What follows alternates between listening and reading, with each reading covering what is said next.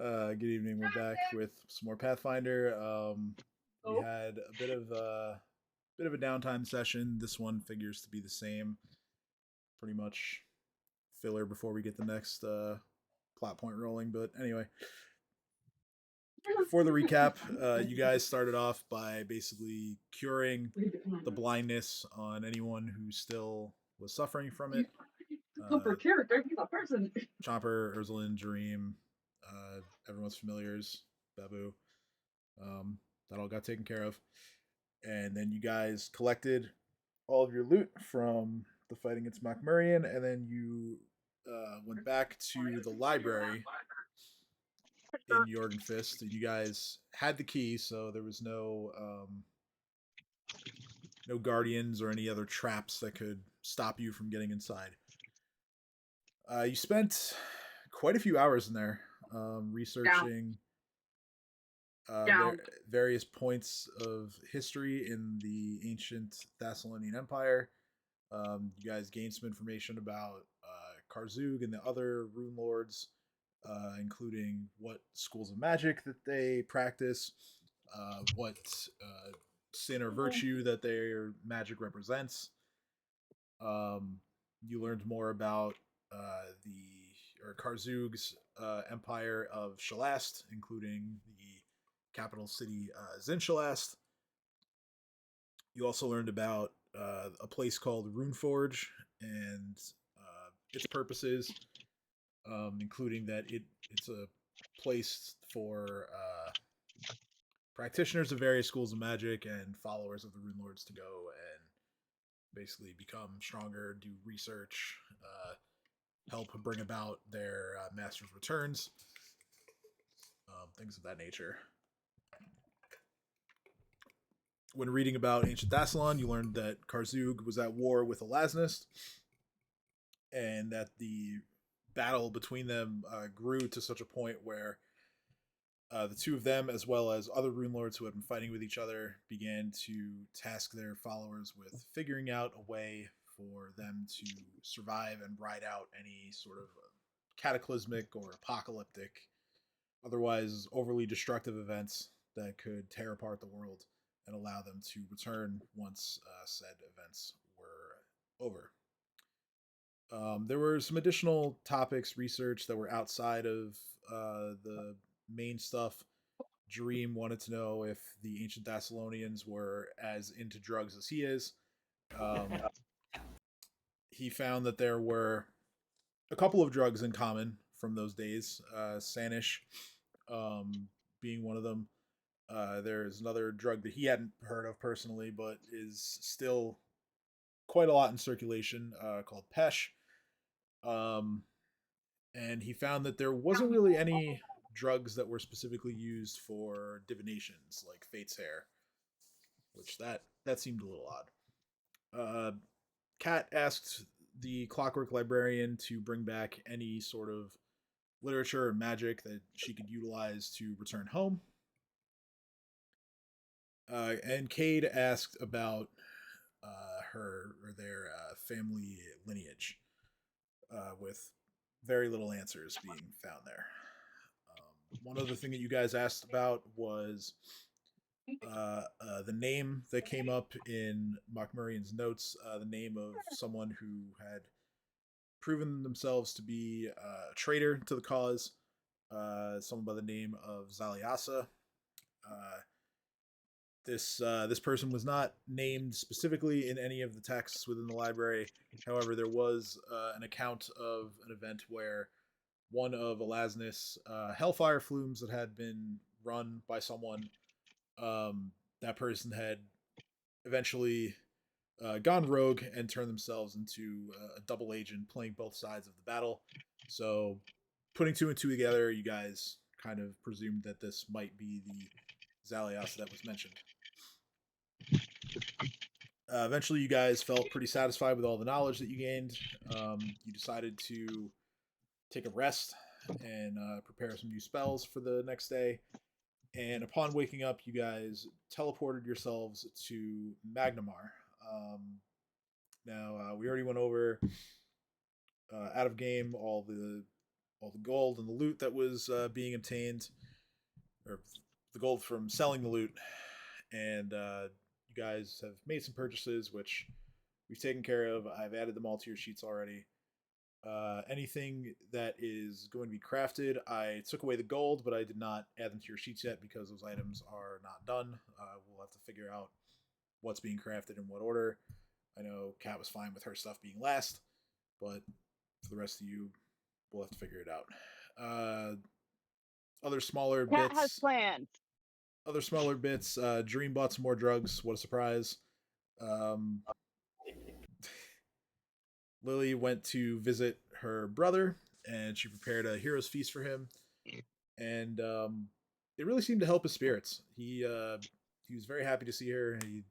He seemed to look a little better, speak a little better after consuming all of his favorite foods that Lily had prepared for him magically.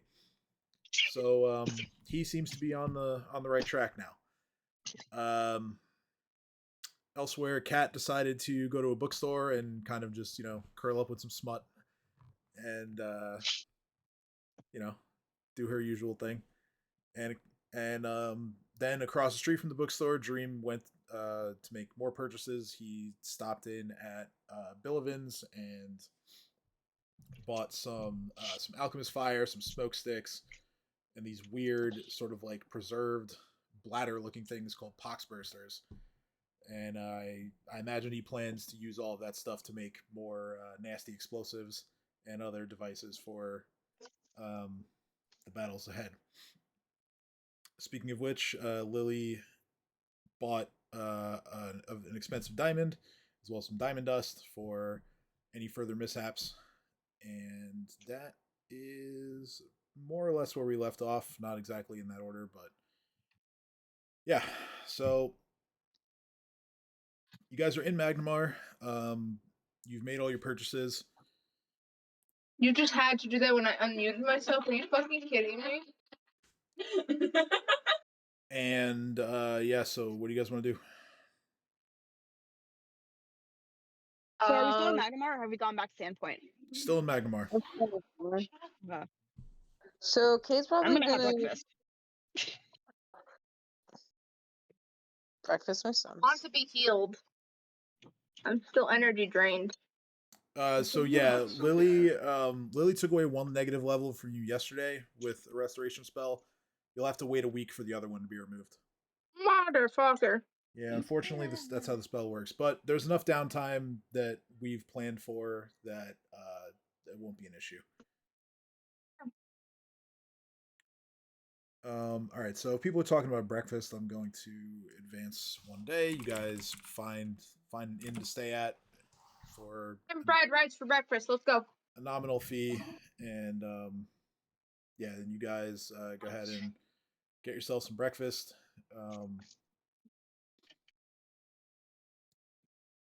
Well, you're not the Rusty Dragon, so the selection is not going to be quite as exotic as what Mako cooks up for you guys. But I suppose if you wanted to, have Lily whip up a hero's feast for a day of pretty much nothing. Meat, potatoes, and can coffee. do that. Hero's Feast will also work, but just wants food in her belly. But Heroes Feast. Fuck me. Why I is mean, my computer magnetic? You could. It's not like there's any kind of expensive material component for Heroes Feast, so if you really wanted to do that, you could. Heroes Feast. Heroes Feast. All right, so me and Dino agreed to like meet up at some place, but we never actually said what day. So. Well, no better time than the present. You got Lily prepares a hero's feast. We'll say, making all the food that you guys specify that you want, and it's delicious as always. You guys feeling more energized than usual. Good start to your day. It's not drugs. Dreamed it.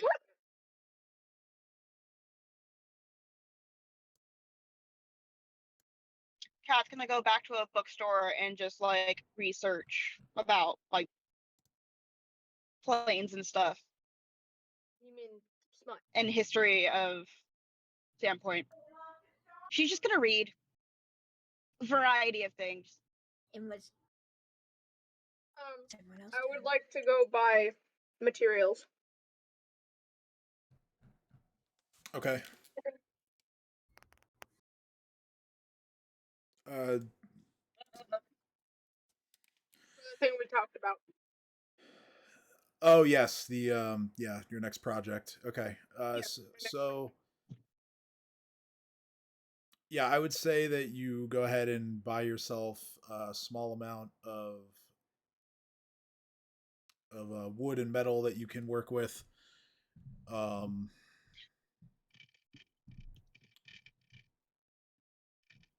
and yeah, I assume that Urslan already has a blueprint in mind. Yes. So Yeah, I will say Kat is itching to get back to Sandpoint. And I think she's like, so she's hiding and like reading because that's the only thing that's keeping her from just teleporting away from everyone to go back to Sandpoint. So yeah, we'll say that for Urslan's material purchases, I would say that given that this is something that you've never made before, something that really no one has made before, you buy like a little bit more than you think you need, just in case something goes wrong. Yeah. I'll put the cost at 40 gold. So that drops me down to. If I turned 40 in 2025, when would I be born? 1985. 1985. DMCA. And it just hit the wall. Yeah, thank Never you. had it all. Yep, that's the one. Yeah. You started it. Now, are they bowling for Soup or bowling on behalf of Soup? That's what I want to know. Only four. They've actually answered this. I know they answered it. That's the I God, you guys. I know. Do you know how bad they are? I just wanted to ruin that for you. You're welcome. I know. According to my brother, technically their name comes from the fact that they're bowling for the prize of soup. Yes, they did answer that question. That They answered that on Twitter like years ago. So they're bowling Yeah, for we all soup. know. They're playing the game for the soup. right. We know this. I was just never mind. Anyway, You were trying to be funny, but you failed. all right, Peanut up. Gallery. Give Yeah, it a rest. you just demoted yourself to peanut gallery. You were a person and now you're not. Now you're a group of people. All right, so Wow. so Kat wants to go back to Sandpoint, so I'm going to ask everyone what you want to do in Magnamar before you head back home. So Okay. he's just glaring at whatever random passerby who was just making some random comments, and then looks back at everyone and starts shoveling food in their face and goes, "You know what we should do? We should probably find out any like recent information about if any movements happened at the fortress after we left, and maybe find a mode of transportation to get back to Sandpoint quickly that doesn't involve Kat just making stares at all of them and goes, "You know I can teleport you, right?" I looked at her and I said, I didn't know if you wanted to do that. Cade looks at her I and starts want to go. Like, not Okay. this time. I mean, like, I want to go to my girlfriend. Kate's gonna just throw a piece of like fish at Kat and go, I got it, okay? Calm down.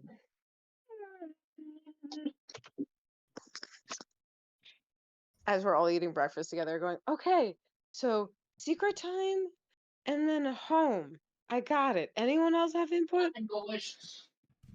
I thought it was too salty, but that was just me. It's spam. Yeah, but you added soy sauce and other shit. Like, it's salty. Alright, there we go. Looks like. It's salty, but it's You were trying to spam talk the whole fried time? rice. Fried rice is already salty to begin with, and Alright. spam is literally just. Can you Guess stop what's talking? happening? Anyway, Yes, Kat is very so salty. before, She misses before her we leave girlfriend. for Sandpoint, I'm going to like just walk around Macklemore, maybe try to find my old childhood home to see if anything changed to it. Like I'm also Kanye, gonna help he bought his old bring- child. Where's your childhood home at? I'm gonna help Dream It's been craft like anything 11 useful for years this, at the or very getting least. Wait, Cat anything hears for that. I'm that. like, hold up. Remember or not. I want to see where Dino grew up. Can I join you? No, you cannot. I want to join you. Please. Stealthily follow. What if I join you anywhere? Because, you know, I know this place too. Or do you? I do. Oh, yeah? Yeah. Source? My Of brain. course. Oh my I don't god. know. That's a pretty biased source. I said we vote out. I say we vote out Lily. Who agrees? Raise your hand. How dare you? Where's my cloak of resistance? Wrong game, That's what I'm guys. saying, though. If you all Wrong agree, you can show me game. where you grew up. And then looks at Lily and like mouths, I don't actually agree. We are not playing Among-Us. Sus. Lily is the jester. Game over. You know, to draw anime eyes, all you like the Not crying again. to draw crying anime eyes, all you have to do. What? All you have to do is just draw Draw Mogus Among Us? in the Okay. eyeballs. Yeah, if you just Guys, draw I was Among-Us, trying you'll to make people talk. cry. My dog was next Hey. to me looking at a bowl and then started barking as she was licking the bowl. And she couldn't make up her mind whether she wanted to be an attack dog or a fat dog. Do I Fucking have the los cloak of dos. resistance? But yeah, to make crying anime eyes, you just need to draw Among Us. Yeah, this is derailing real fast. Yeah, I don't. I think we've spent more time off the rails than on the rails here. So You know, if we were in a train, we could sue the MTA. Anyway, so anything Cat that's is being going to stealthily follow Dino because she wants to see where he Same. grew up. okay. Well, actually, no, because I'm actually There nowhere is near no them because I'm stealthing on buying. Dino. Dino I'm sees buying material. That's fine. Material girl. Anything that's being crafted is not on character sheets yet. Just want to make that clear. So What? like any items that are being crafted rather than bought aren't on anyone's character sheets yet. I didn't use any input. I used one. That's fine. Cat's still gonna follow Dino. Okay. For water, Oh, all right, fine. I use it to make water. Therefore, it needs to get clean. No, Just play upstairs. Feel free to mute me anytime it's too much, Tim. Just remember to unmute me when it's my turn to talk. Well, I was hoping you could police yourself on that, but if you can't, then I guess I'll have to. The first one. Yeah, okay, hold on.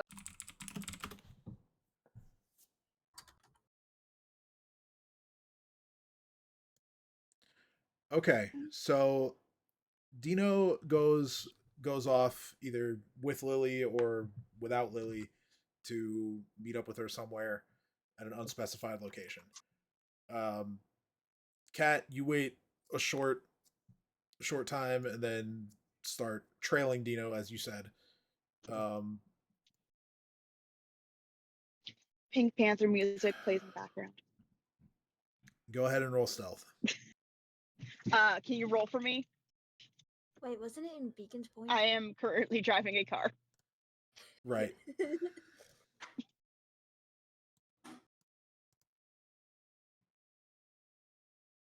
Thank you.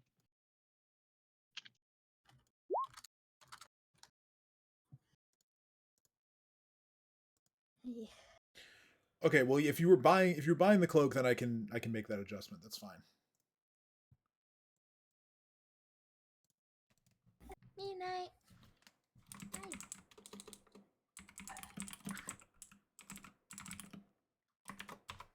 I'd forgotten that you were doing that, so I'll fix it. Wait a minute. Do you not have enough gold to? Are you talking about me or No. Rosalind? No, Lily. Okay.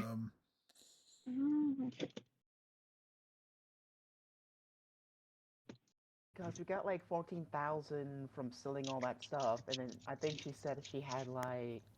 Right, but she bought 6,000 worth of material components, and then is spending another 18 on crafting that headband. So yeah, actually, she doesn't have enough to buy the cloak. It'll have to be crafted. Okay.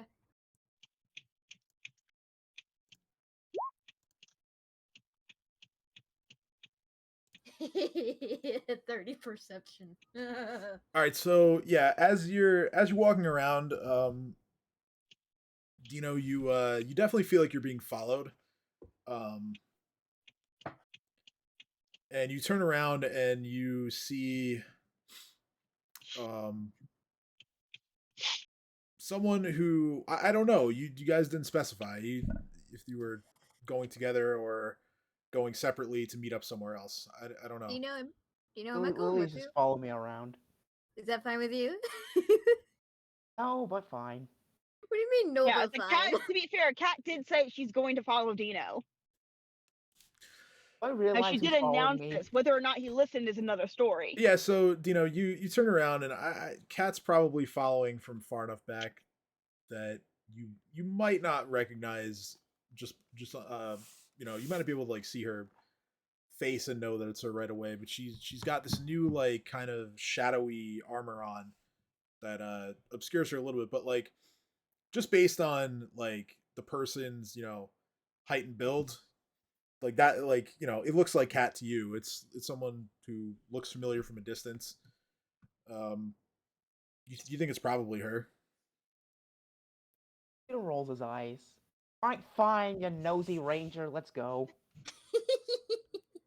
Cat just strolls up and she's like, I told you I was following. I want to learn more about you and see where you grew up. Why can't we know much about you, Dino? Oh god, someone just fell down a flight of I wasn't stairs. allowed to know that. That's what that No. sounded like. No. That was my snowball being sensitive. Oh no. The irrigation of my past are an enigma. Why can't I literally grew up with you, didn't I? Shit. Cat's like, well, Lily gave me permission. Oh, I gave no permission. That's up to him.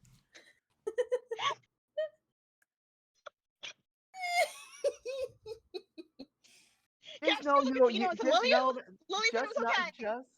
just know that you're both getting three for this. 3 what? You'll see. Hello?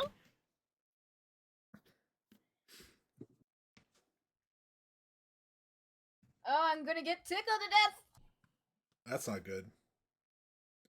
I No. disagree.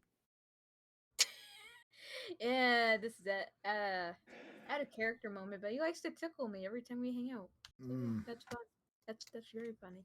Yeah, see, I don't do that to Fiona because she threatens physical violence against me when I do I I threaten threaten physical Alex violence with too, violence but he too. doesn't He still stop. does it to me. I It's not- punched the shit out of my boyfriend because he tickled me.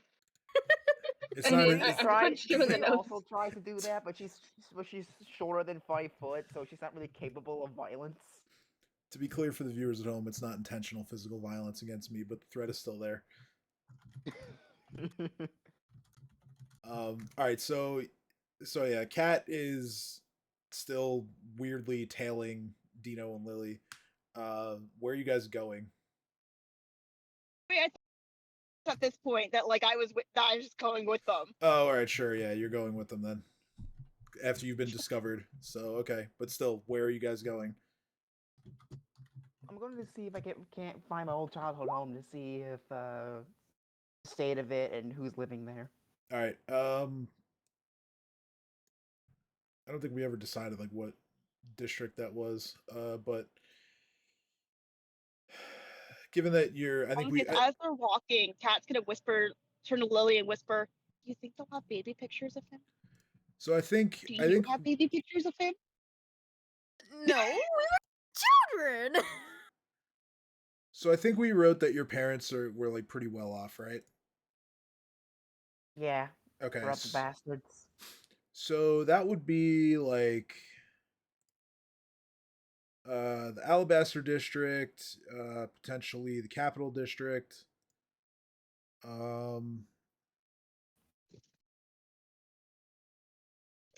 If they weren't like the top of the upper crust, then maybe like Keystone would be a place they'd live.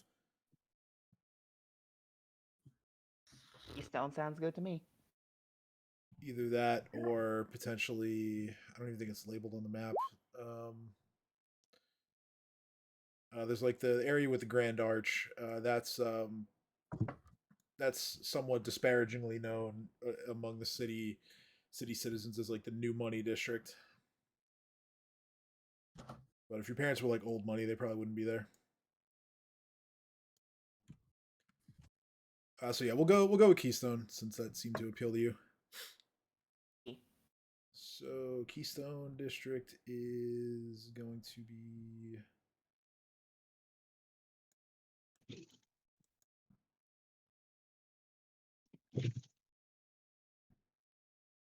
I think it's where the Foxglove Townhouse is. I'm pretty sure.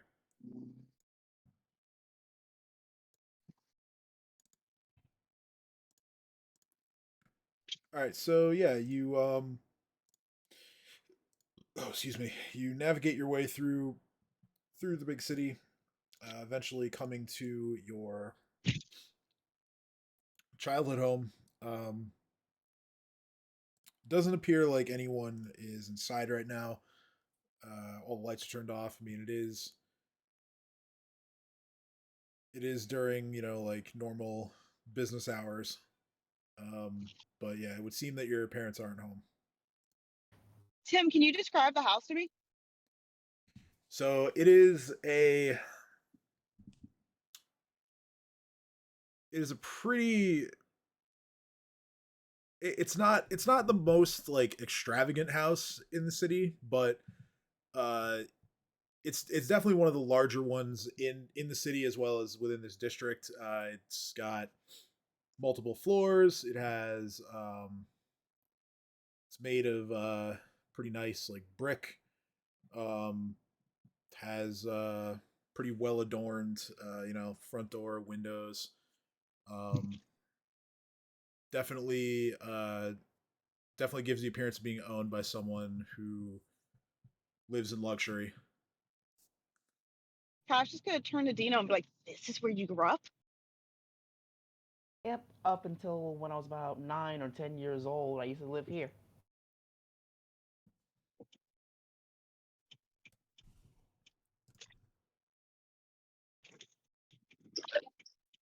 Kay's whispering in the wind. Tell me more. Tell me more. Oh Cat God. kind of like Fucking here. a little slapshod that Dino came from money because he is not the most refined. Keep going. And for based on like all of Cat Steele's aristocracy growing up, Dino is like she wasn't expected to have this much in common with Dino, let's put it that way.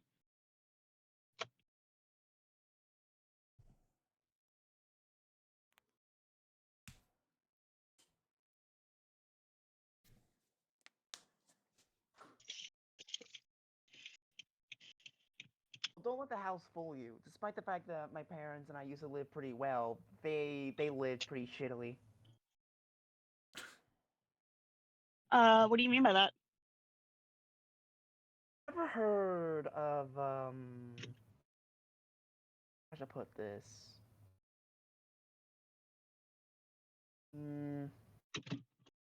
Basically, the only reason why they got paid, the only reason why they're this well off, is because they support some political asshole, and if they do not keep kissing his ass, then he'll kick him out of the house.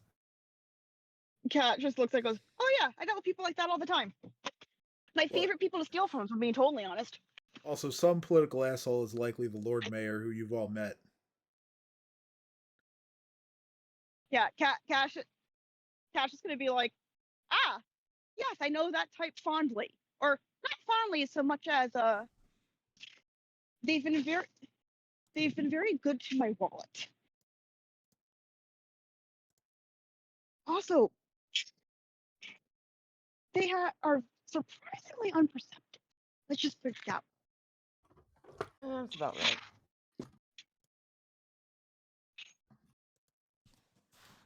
So does it look like that anyone still there? Is like the house looks the same as before? Does it look like my parents who lived there before still do?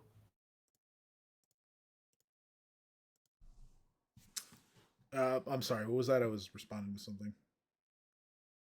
Oh, does the house in the same shape it was before? Does it look Oh, like my parents still living there? more or less, yeah. It's from the outside, it looks pretty much the same. Taking a look through the windows, in the years since you've been gone, things have been either painted or furniture might have been rearranged. But it's For the most part, the same as when you left.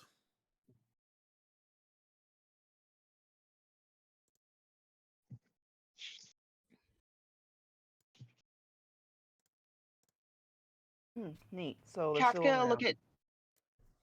Cat's gonna be like, "Do you want to go in?" No. Okay. I mean, I can totally like break us in if you want. I don't doubt it, but I'm not getting in trouble with the guards or something like this. Not Cat helping Dino break into his childhood home. No, couldn't be you guys. Lily's just in the background, just watching. Cat's gonna look Sally and be like, "Oh, I wanted to see baby Dino." Not even I got to see baby Dino. And I Baby mean Dino baby. may or may not never existed. And I mean I feel like that's a lie. You did not appear out of the ether. Or did Did I? you never get the birds and the bees talk? I mean, I'm pretty sure you did. When Out but of like, Do you not you know how know where druids are babies born? come from, Do right? you not know how druids are born? out of Fair Cat, you literally appeared out of the ether. So Hey, wait, what? See, I druids are didn't appear druids out are of the made, ether. I not kind born. of. you got dumped from this world. As far as we're concerned, you literally just popped into existence. You are not one to talk. And I'm not really saying the same Well, character. I did. I'm although I born. wanted- I have a family. I have parents. I just You all- crossed dimensions. And for us, though, your parents don't exist. They do exist. They're just in a different. They're in a different plane. I'm sorry. We're talking about Runelords. Are you seriously arguing with me about the fact that planeswalkers exist? We've already established it's a thing. Just admit you're an orphan and we can get over this topic. I just imagine Kate's I don't know if I'm an orphan. You know what happened? You know what? This is something Kate would do. Would buy a scroll just to use telepathy, just to prank and listen to them or conversation while not being there, just to like answer these things without everyone knowing what the fuck is going on. I would Anyway, I like think that we went very off, much but- because it would end the situations where Oh my god, you're. something is happening God. and then I hear Kate say something and I'm just like, wait, you're there? Oh no, I'm not there. That's why I made the And I'm joke. responding to it too. Like, The win. Yeah, you And all out of- respond to it, so it just confuses the hell out of me. It's like, oh, I have ADHD and I can't turn it off. So I try to preface when it's out of character. gotcha, okay. anyway, it's just funny to me. Cat is. Anyway, Cat goes, "Do you want me?" So where we ended was Cat saying, "Do you want me to break in?" Dino says no, and Cat says, "Oh, I wanted to see pictures of baby Dino." And Dino proposes that he just appeared out of thin air, and Cat just stares at him like, "Are you mental?" I don't think you quite understand how druids are put in this world.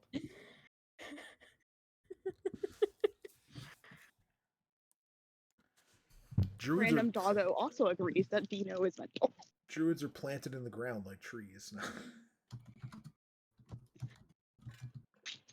Or in my case, since I'm a Saurian Sharn, I came from a giant egg. Cat just like.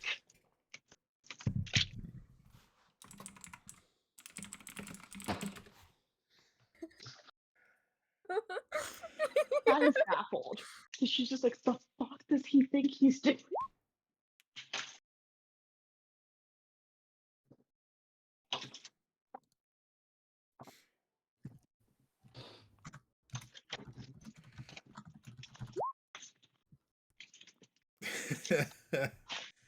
Yeah, the first part of the campaign was interesting to say the least.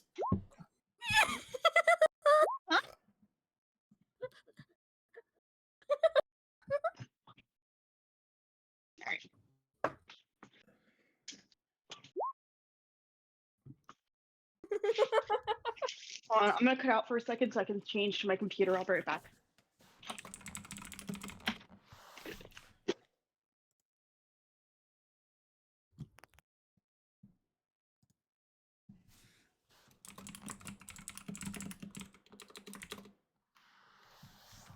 Can it be Magic Baby?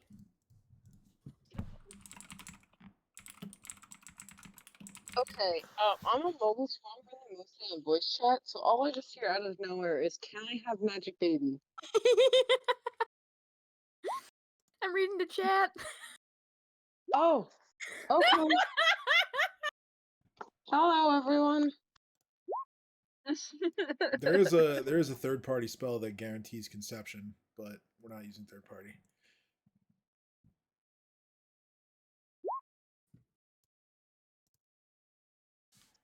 No, but after my whole out of character tirade, Kate is just working on making those scrolls that I had mentioned to you earlier. Okay. So just remind me of what spells those were again, so I can figure out what the cost is.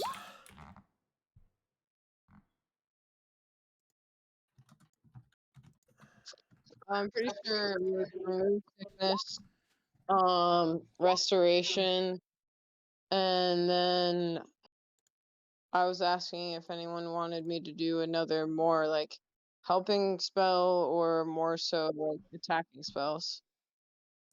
And then there wasn't really much of a consensus on that. So I'm gonna say make some command scrolls too. No, apparently I have to restart my computer. Okay, I'm back. I'm home. Panzer is very excited to see me.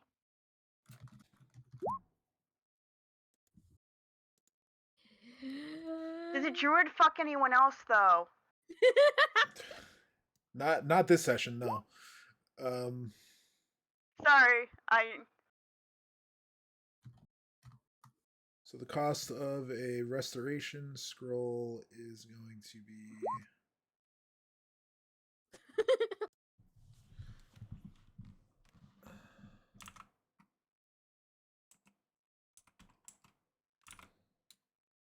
Alright, so I just started reading what's in chat.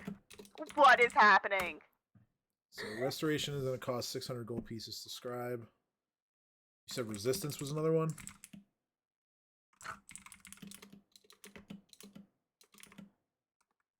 Yes, resistance since it was level 1. And then remove and restoration and remove sickness. Those are the 3, that's what it was. Fuck the command thing I said. Alright, so resistance is real cheap because it's a cantrip. I'm just gonna hand those out to people. Just be like, you get a resistance, you get a resistance, you get a resistance, you get a resistance. One for everyone who's main in the party, not familiars, I'm sorry. It was Not pets. remove sickness, because I don't see. Yeah, that's what I meant. Remove sickness, Okay, and I remove thought I'd sickness. restoration. That one is going to cost.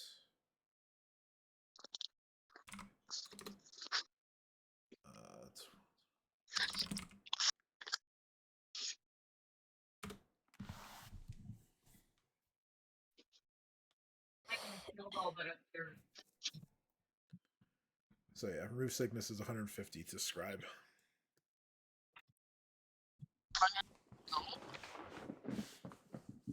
What's that? Only 150 gold? Yeah, for each one of those you want to scribe, it costs 150 gold. Alright, I'm gonna scribe one for each player for a resistance scroll and one for each for remove sickness. And then how much would a restoration cost? 600 per scribe. If I have some left, then I'll make 2 of those, and then one. All right, so it's 75 gold in resistance scrolls, 900 gold in remove sickness scrolls, and yeah, you have. I mean, you still have a pretty healthy amount of gold left. So. And then I'll make, if I can, I'll make enough scrolls for everyone to have one of those as well. Okay. And then as we continue journeying, Cade's going to continue writing scrolls based off of what seems to be helpful and what's not. But I feel like depending on how much time we have, I shouldn't be able to make more than what I just listed. I think that's about the max I could do. So yeah, basically, each resistance and remove sickness scroll is going to take you 2 hours to make. So you basically spend like a whole day making resistance scrolls, another whole day making remove sickness scrolls, and then the restoration scrolls would be done over 4 days. Okay. So 6 days total to make all of that. So once I've advanced our time here, we can add those in. Good at you, my friend. And then I've taken.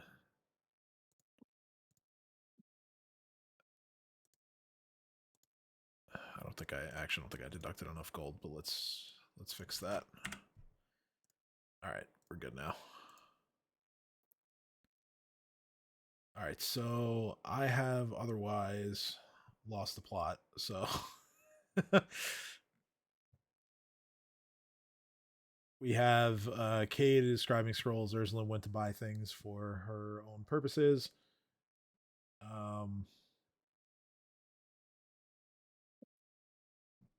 What's the best dog food? What's the? I mean, that could be anything. It's dependent on the dog and what sort of diet you're going for. Dry food. Again, depends on the dog. Yeah, I mean, ultimately depends on the dog. Like, we've tried to give Ember like 2 or 3 like really like the best kinds of foods, but we've had to switch off of them a bunch because a lot of them contain chicken, and chicken upsets her stomach, so we can't give her anything with chicken. My dog just doesn't eat normally, so this is very frustrating. He is also still a puppy. Yeah, I know. So I gotta get her puppy food, but Like one thing that I know that like we've had to do for Panzer every now and then is actually just like add stuff to his food to get him to eat. Like recently, we've been adding mango pieces every now and then. Yeah, we do that for Ember too. We like crumble up a treat in her food because sometimes she doesn't eat it.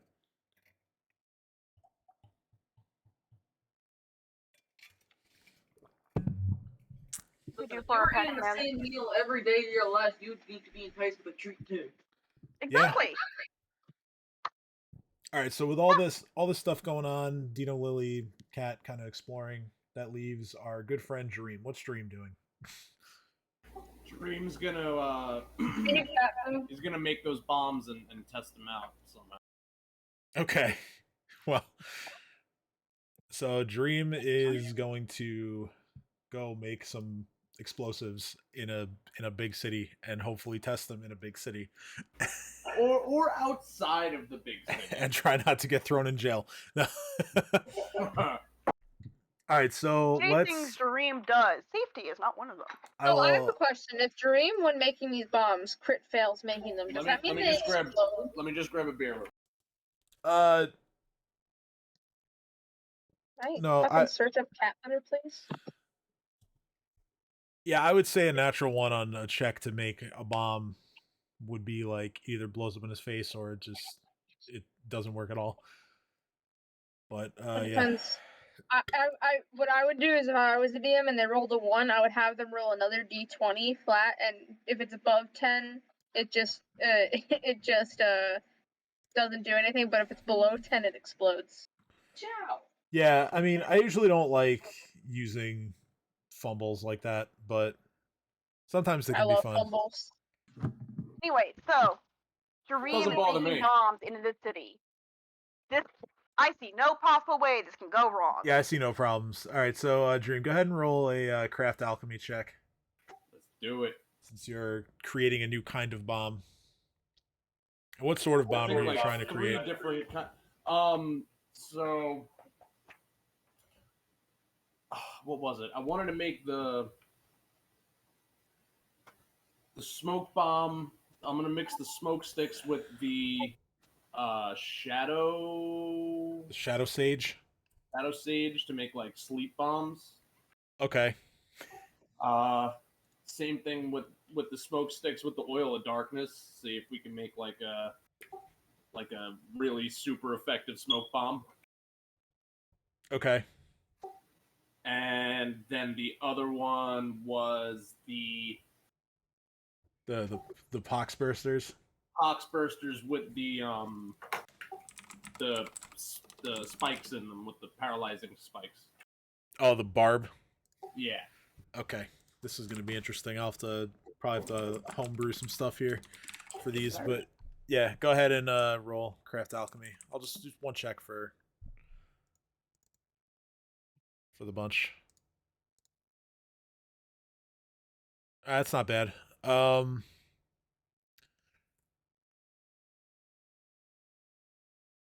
So let's see. Yeah, okay. So you take like a pretty small amount of each material that you want to use, just so as to not waste in case something goes wrong. Um, you test them out. You find a secluded place outside of the city to run your tests. Um, the bombs work. They could probably use a little bit of refinement, but they work.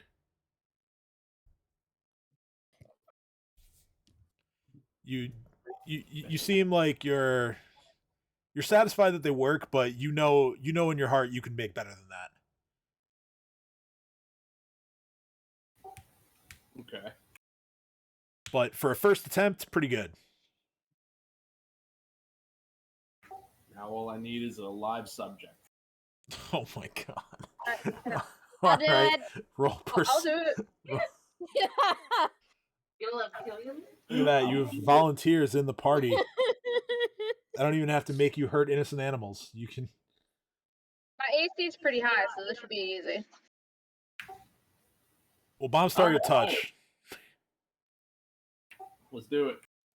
All right, so you get some I've already recruits. damaged it, so we might as well be more damaged. All As long right. as he's gonna fucking straight off kill me, we should be fine. Ursuline volunteers to be a test subject for your bombs. I say to Dreams, before he even tested, I said, we're not telling Cade this is going on. So it's just like basically for once in their like room at the inn, just like fervently studying and writing all these scrolls out, not even knowing everyone's left. Okay, so we'll say Dream makes one more bomb of each. Roll another craft alchemy. Maybe see if you do better this time. Okay, yeah, these are before you even go to use them. You're like, yeah, this is it. This is gonna be great. All right, so obviously I don't have anything on your sheet for yet. You can just roll like regular bomb attacks, and we'll figure out what happens.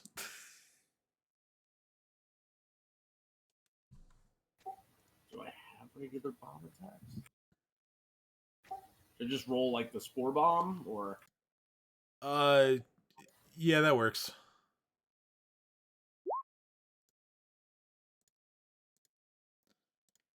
All right, so your first bomb that you throw, which one do you test first? The sleep bomb. Sleep bomb. Okay, so you throw it. It lands right at Ursulin's feet and explodes,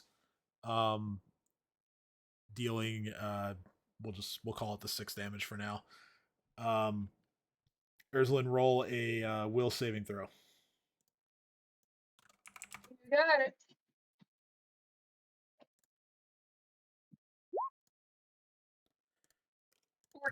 That's not a save. You fall asleep. Yes. A well-needed rest. Arizona just looks at the bomb that exploded in front of her feet, goes, ow, what the fuck? Yeah, yeah. Thick clouds of smoke. Or you could just wake me up. Billow all around you. Well, I mean, yeah, he could walk over there and nudge you awake, or he could also wake you up by throwing another bomb at you. Well, that's true. Both of those, any sort of damage will wake you up. All right, so what's your next bomb? Going with the darkness bomb or the other one? I'll do the porcupine grenade first. The pox burst. Okay, I'm calling it that on your sheet when I make the thing. Porcupine grenade. We're calling it that. All right, go ahead and roll another spore bomb. Okay, another basically direct hit. This time, Ursula roll a fortitude save. Okay, you do not contract filth fever, and you are Definitely. you are When he jolted. stuck for the next bomb and goes, Yeah, "What the fuck, you're dude? jolted awake I by was another asleep." explosion. And now you're super duper stoned. Stoned or stoked? Well, yeah, the poxburster one is the disease bomb, so that's oh, but right, yeah, all the barbs. So yeah, so you have like Hunters?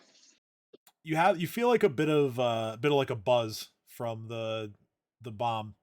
Great. You don't contract any disease, but yeah, you get a little bit of like a floaty feeling in your head, like a little head high.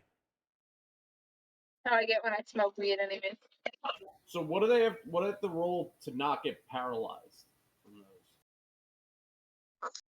those? Um, Because that was the goal, was to make those like a paralysis kind of thing. I haven't settled on a number yet for the DC, but I figure it'll be like 16, 17 probably. Yeah, that sounds fair. Because it's a bit higher level than like your basic, spore bombs you've been using. So I figure like make the DC a bit higher. All right, now the darkness. All right, darkness bomb. Cover. Okay, this one, yeah, that hits her touch as well. This one doesn't really have a save because it's just a darkness effect. So They start to sprout. once this one blows up, Ursuline, once again, you see another thick cloud of smoke. This one is more. It's like harder. It's like harder to see through than the others, and you notice that like the space immediately around you appears to be dark or darker than everything else. Okay. You can still see a little bit in it because you have low light vision, but yeah, it's as if like the sun isn't even like hitting the place you're standing in. Okay. Cool. Do I have to make a saving throw or anything? No, there's no saving throw for this one. It's just harder to see. Okay. I'm gonna walk over to Ursuline and I'm gonna toss her a vial of deluge and say, Deluge. Does that heal me? No, Or does that... no, it does not. It does the opposite. You take Constitution damage, but I don't want that. but the benefit is while you're under the effects of the drug, or I'm sorry, for the rest of the day, rather, you get to pick any cantrip or first level spell from any spell list, and you get one use of it if you take it. Huh. Can I just hold on to the deluge? Yeah, you don't have to. yeah, Alright, I'm not gonna like ingest it. I'm just gonna... What? it's yours Oh now. my god, I just realized I'm immune to sleep. You are. Oh shit! Yeah, that's right. You are immune to sleep because you're a half elf. That's right. So And those really work. They work very well. Well, then I forgot that I'm immune to sleep. yeah, so did I. That's And I get +2 to saves. I don't know if that was in there. against enchantment spells. I mean, yeah, I mean it wouldn't matter. Versus enchantments. Okay, it wouldn't matter. It wouldn't matter because you're immune to sleep. But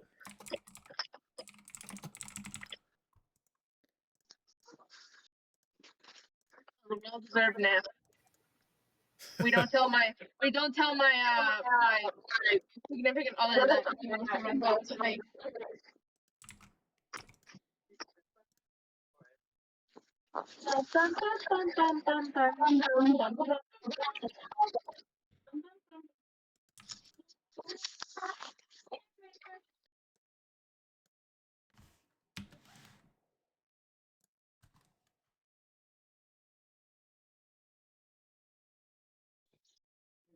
So yeah, it's a pretty successful test.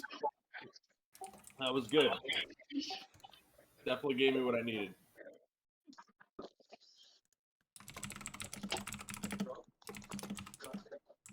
The dog is under the couch. Oh no.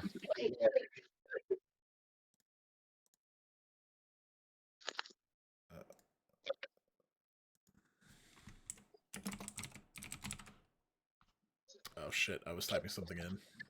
Oh, sorry. It's alright. I was just adding one of your bombs.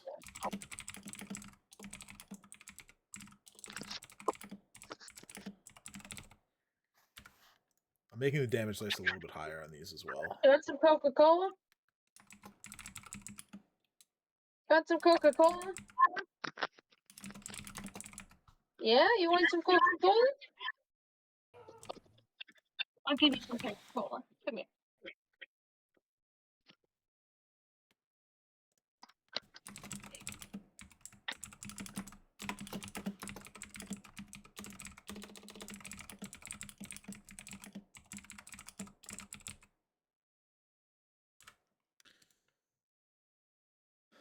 Give my dog Coca-Cola. No. Yeah, I gave her a little bit. What if it still had cocaine in? It's decoconized cocaine. I thought it's the truth. That's why I forget it. No, I have that video in my phone. Alright, so with your testing now complete, all right. So how many of each bomb do you? Well, actually, you're limited per day on bombs, but how many of each bomb do you want to create? So I'm gonna use most of the barb. I'm just gonna leave one dose for myself. Okay, so it's probably just gonna be all porcupine bombs then for the day. Yeah. All right, so 8 of those. All right. Actually, you know what? I'll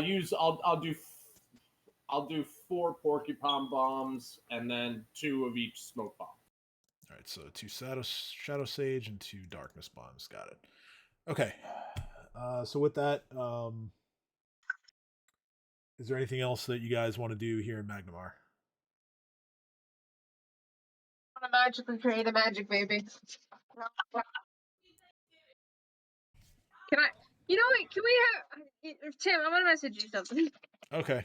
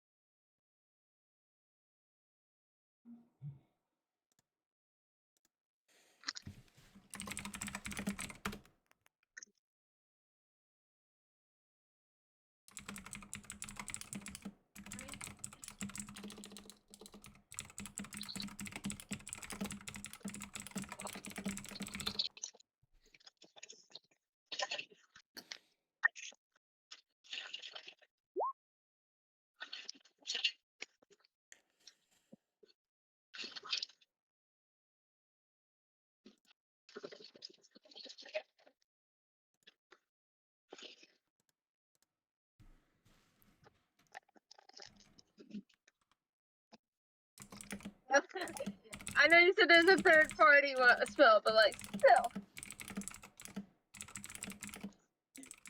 Did you successfully pick that up?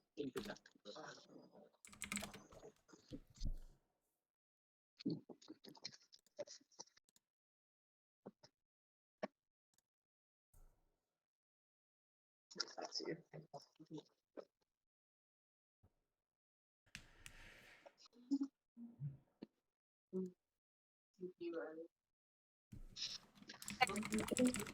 Did you check While we motherboard? work on a way to figure that out, I don't know if Magnamar would have the solution to this. Dream's gonna also drink some Skirva. Okay. Gotta fucking remind myself of what that does.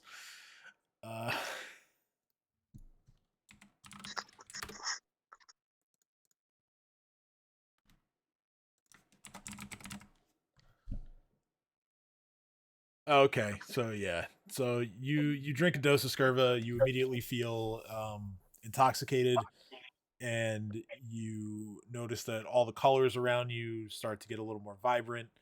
Um, the sunlight seems to shimmer a bit, as does any reflections off of ponds or other waterways, and you're feeling pretty good. You did good today, Jareem. You did good.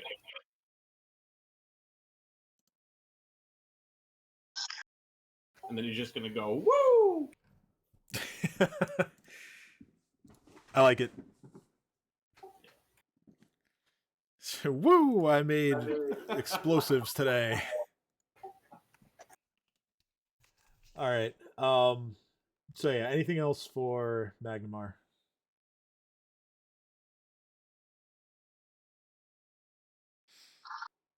Not that I think. Going once. Going twice. Okay. So we'll skip ahead a little bit to later in the day. You guys are just finishing up and being back up with one another before heading back to um, Sandpoint. At this time, Edge is going to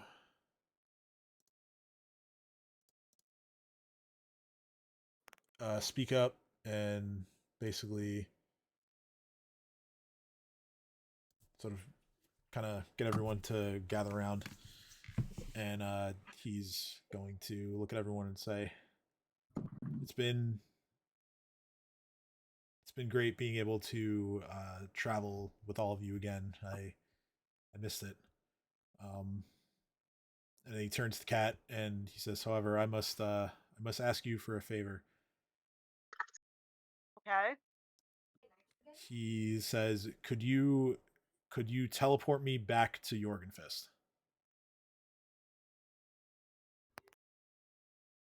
Yes, I think.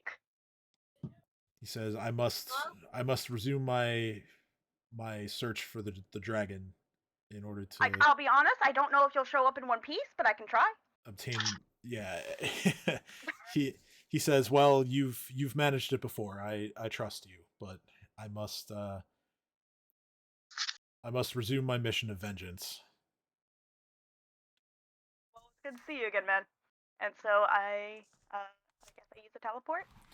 Okay, so yeah, you teleport yourself there. You teleport Edge inside of the library. Um, I'm going to give him a hug and say, "Good luck, my friend," and then leave. and then you teleport back to Magnamar, and you still have enough slots for the day to get everyone to Sandpoint. So that's Cool. Who's ready to go home?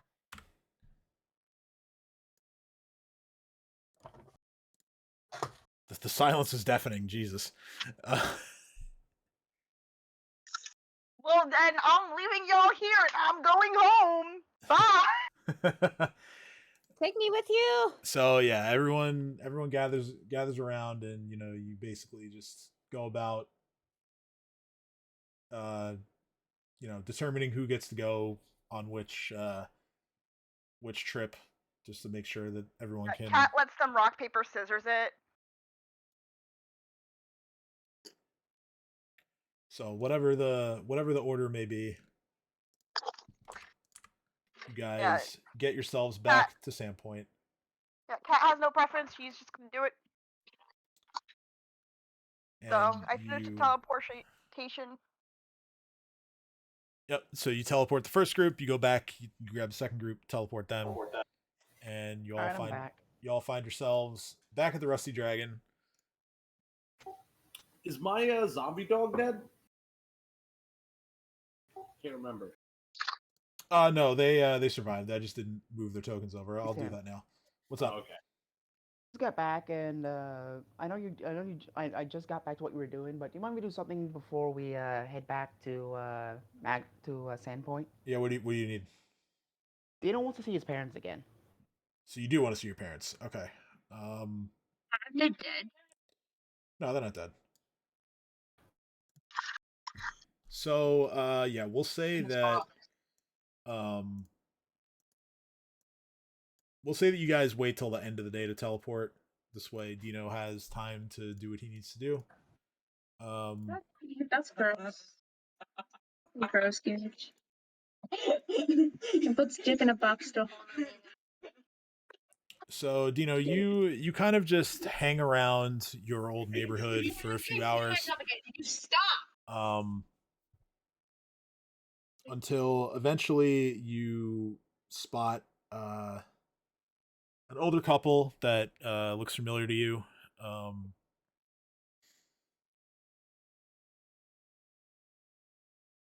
coming towards you and towards their home, your home, as it is in fact your parents.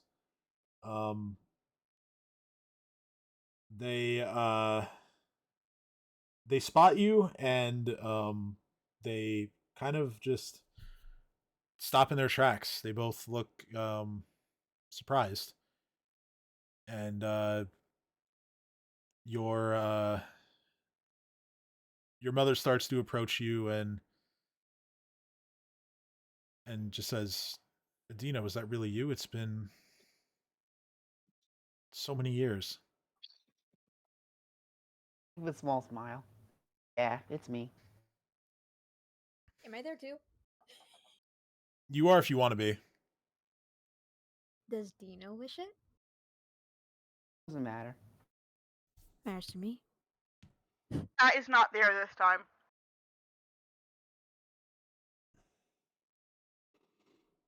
Well, if Dino doesn't care, then we'll say Lily's there. Um,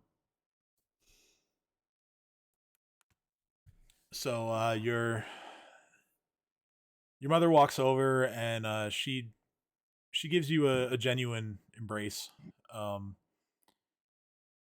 and she says, "I it was hard to recognize you, but I would never forget the hair in your eyes.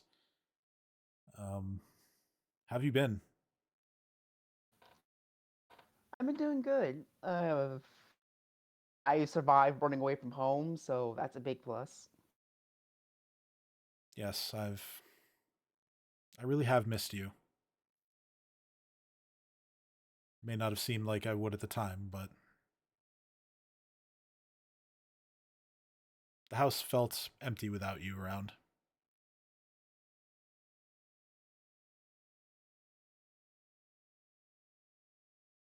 Yeah, sorry about that, Mom. It's hard to explain it, but this life wasn't for me, and I had to go out and try to find it myself. And at this point, your father begins to approach as well, and he just says, "Well, what was wrong with it? You had everything here." Not quite. You guys could afford anything I wanted, but one thing I didn't have was power of my own. If something would happen to you, I'd be powerless. Decided they didn't want us anymore. There's nothing I could do about it.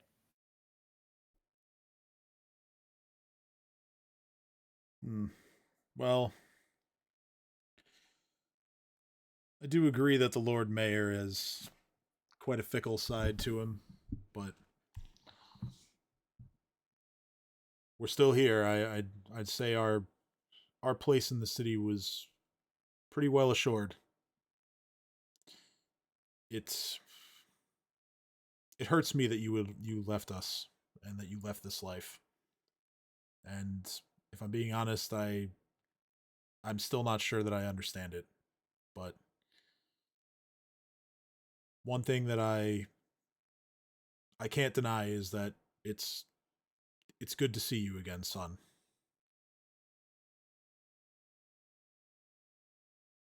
I know we had our differences, but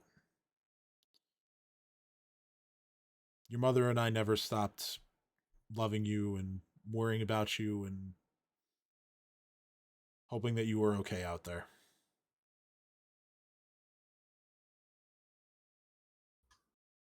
Thanks. You have no idea how much I needed that.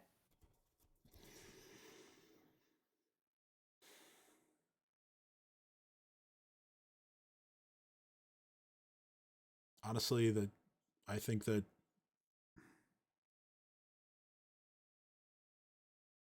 I mean, I don't want to speak for your mother, but it's I think we're both thrilled to just to know you're alive, because it's it can be rough out there. I mean, I don't know where you've been or who you've been with or any of that, but the fact that you're standing before us now, and in a way, none of that matters. I'm just glad you're alive. Chomper with him?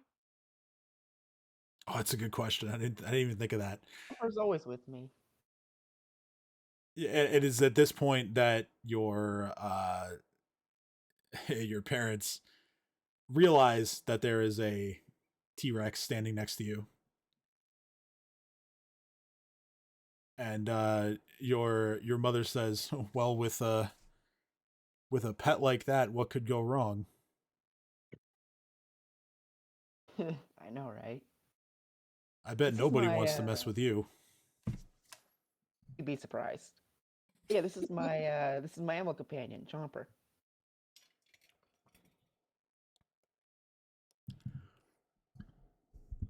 Chomper, given that he has his circlet, he he says, "It's nice to meet you." And your parents both look at each other in shock, like, "It can talk."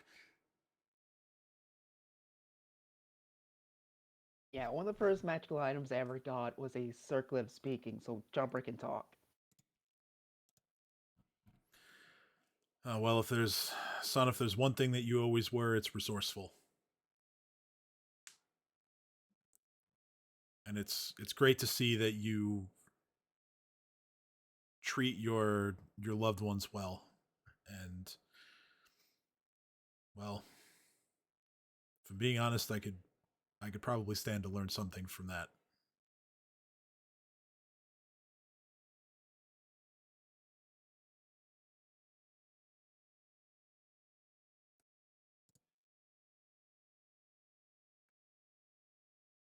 Listen, guys, Mom, Dad, great seeing you again, but I need something.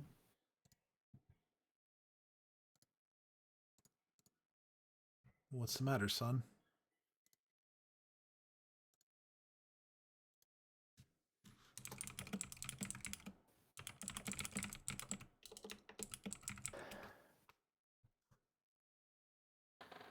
All right, from when I first became an adult, roughly a few months ago, set up on my own, become an adventurer.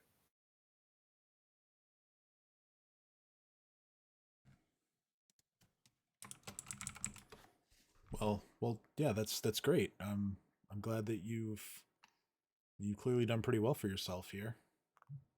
But what do you need? Hard to explain, but as I've grown stronger, so have my enemies. I once could be able to take them down fairly easily, but now my opponents are starting to hit just as hard as I do. Yeah, and I'm not sure if I'm strong enough to protect my friends anymore.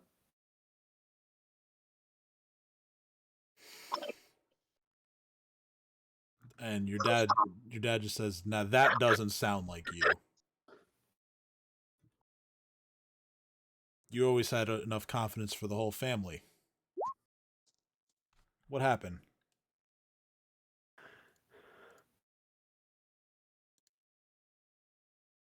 Okay, we took over a fort from stone giants, and we won. But I was feeling pretty confident. We just take on we took them down, and there's basically a hard to explain, but he's strong. He's a wizard that's been alive for hundreds of years. And he's stronger than me.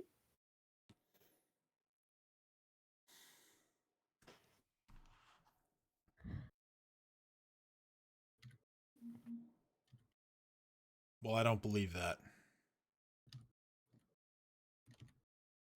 And I think deep down you don't believe that either.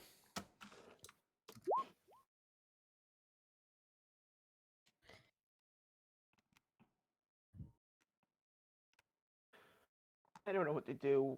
I've been strong enough to take down anyone that gets in my way, but what if he's more than I can handle? What if I can't protect my friends anymore?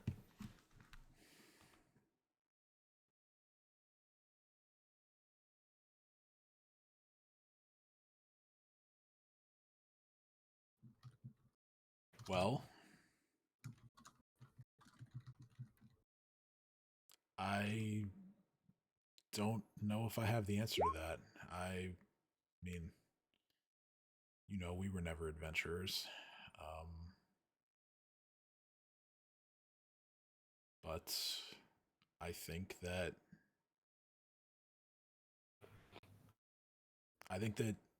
anytime you've realized that you've needed to do something or needed to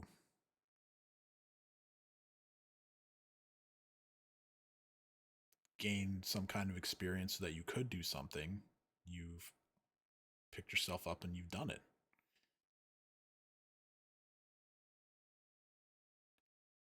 So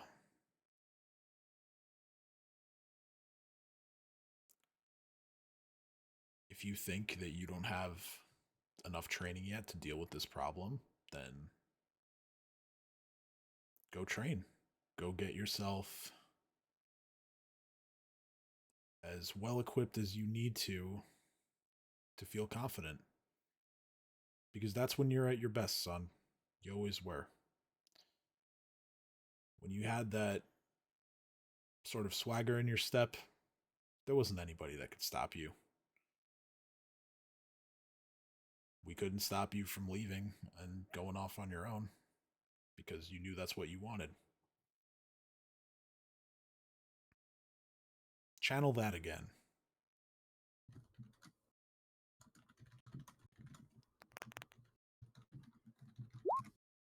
Because even though it's been many years since we've seen you, we've never stopped believing in you. You shouldn't stop believing in yourself either. It's gotten you this far.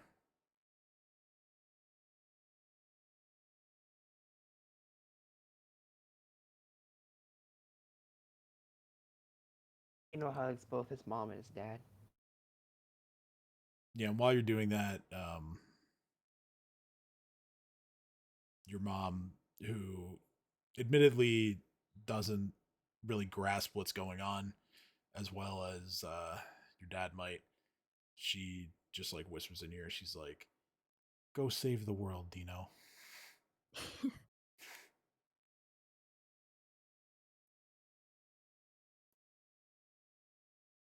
I will. Am I with Gino? God. Yeah, we established that you're there. Okay. Can I really just wants to say that I'll be there to support you too.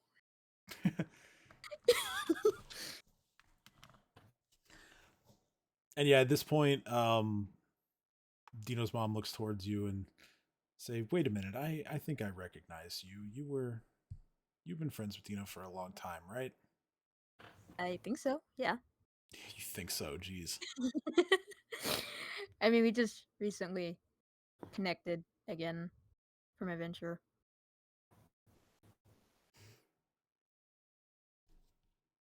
You always were good at keeping him focused. And I assume that you're still doing that, right? I hope so. The two of you will be just fine.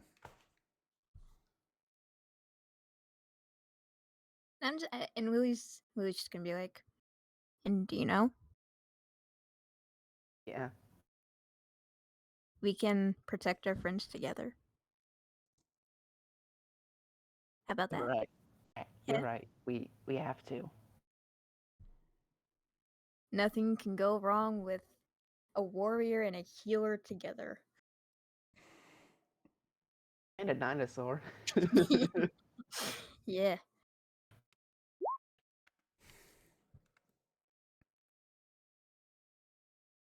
If you're not strong enough alone, we'll be strong enough together.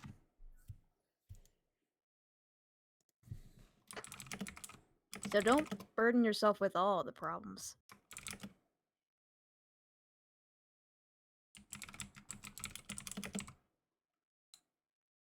Yeah, we got this. Yeah, we got this. I have to beat him. We got this. And Willie is unsure she should go in for a hug or not. Group hug. Woo!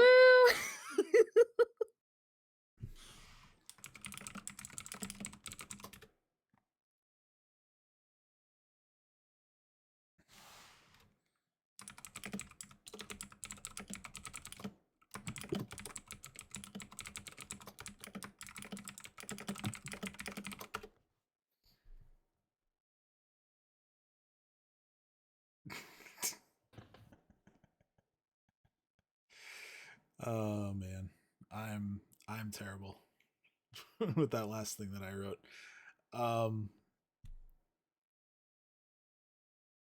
So, oh god, don't even make me run that. That is, don't make me run that.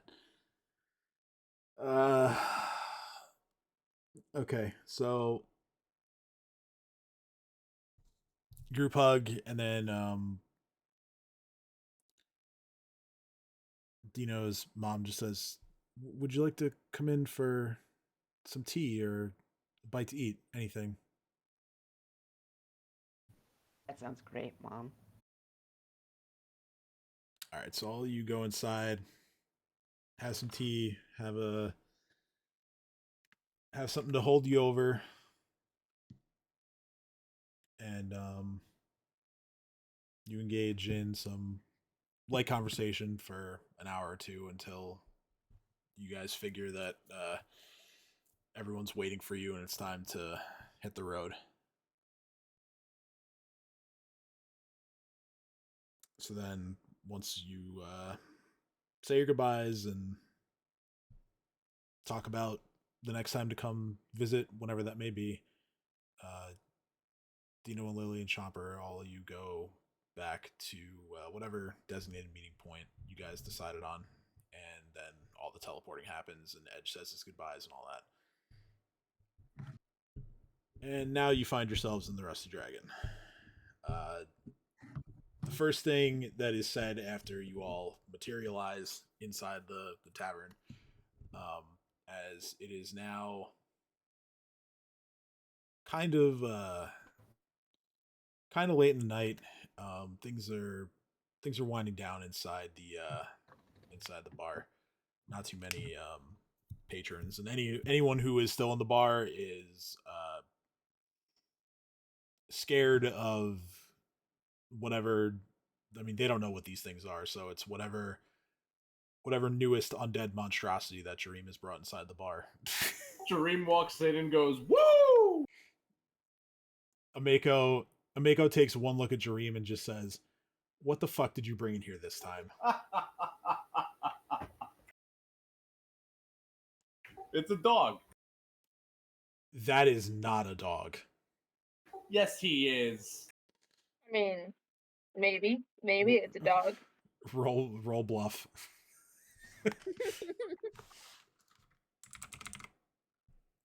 And I'll have Ameko roll Guidance. I will also cast the guidance on Dream.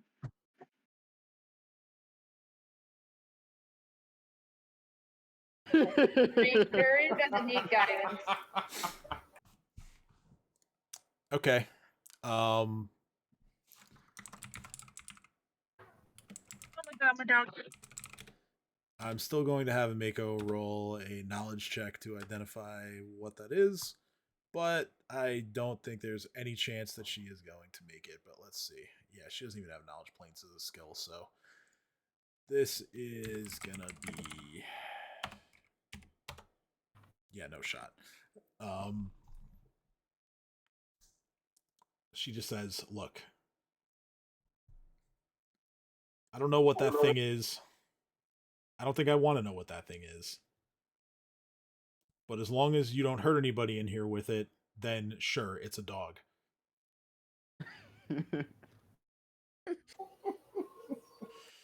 Bathana takes one look at Ameko and she's just like, "I'm going to bed." she just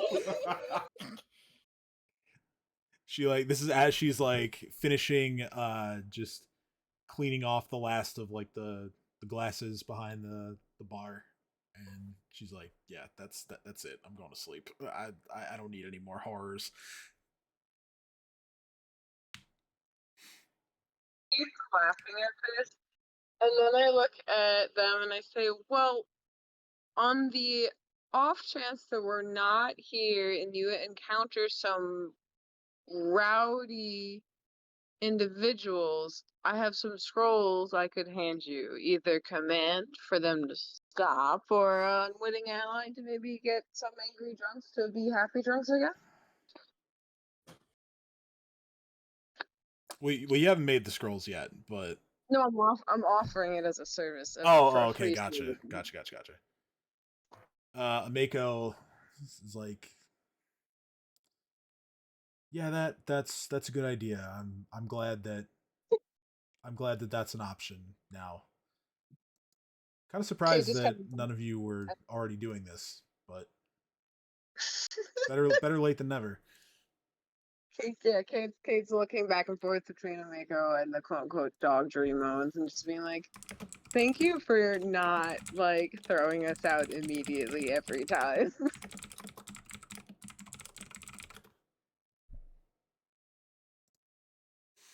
Cat pulls out Blackberry Bandy and hands it to Mako and just says like,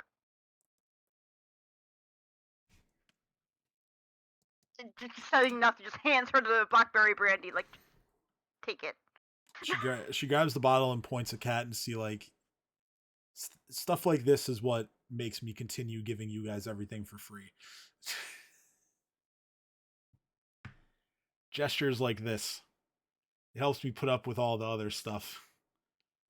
Like those things, or wait, what happened to the giants? What? I'll tell you what happened to the Giants, and Dino gets this big smile. She just They're goes, done. She goes, "I meant his giants, but Ah, but that's great. That's great news. I'm glad that you've saved the town again. I suppose, even though you've once again, Dream, looks like you've taken some souvenirs for yourself." The Giants had to leave. Oh, is that what we're calling it? Yes. Well, fair enough. I'm not drunk enough yet to ask you all the questions. She goes and Me, hit me. pours herself a shot of the brandy. Does the same for you. Although you're still feeling a little bit loopy from the scurva, but this'll I is help. honestly surprised. Cat is honestly surprised Mako is not just like chugging from the bottle. well, to be fair, it's too good to chug. Mako's like, "Yeah, and I have to pretend I don't have a problem at least."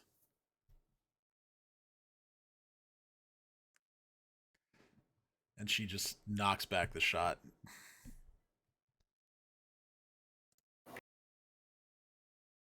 Kate just kind of like takes a deep breath and sits down by like more closer to the fireman until it just goes, it's nice to be home.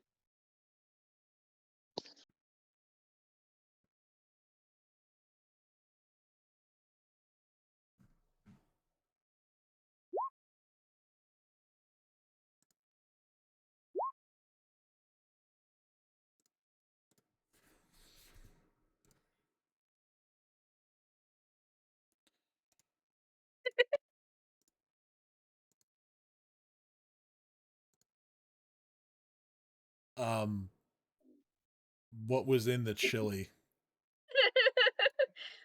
Beef, beans, corn, tomatoes, and then a packet of chili seasoning. That's it? No, like, no onions, no garlic. Oh yeah, there's a little bit of onions in there, but no garlic. You can't give a dog onions, for fuck's sake. Yes, that makes you a bad dog, Mom. But I gave it to her all the onions all the time. That doesn't mean they're good for them. Don't They tell can't digest onions. don't tell me But that. okay, well, it's not. It's just, don't tell the internet that. That's it. You're getting punished in game. She's fine. She's eating chili 3 days in a row. She's fine. That God. It's only a scoop of chili too. It's not like I'm giving her a whole bowl of it. It's like I literally give her a scoop with the beans in it because she likes it. PSA: onions are bad for dogs. To anyone watching, do not. I give thought them... it was a certain amount of onions is bad for dogs. Is onions? Why would you tempt fate like that though? bad Just don't give them onions. Don't like. Oh God, what am I gonna do with you? Jeez, probably nothing. Okay, it says it's harmful, but like how much is harmful? What does it matter? It's harmful. I know whether or not I killed my dog with chili. 0.5% of their body weight consumed. That should be enough. Just 100 grams of onion, the size of one medium onion, for 20 kilograms of dog's weight to cause toxic effects. Okay, so there was only one onion in the chili. One small onion.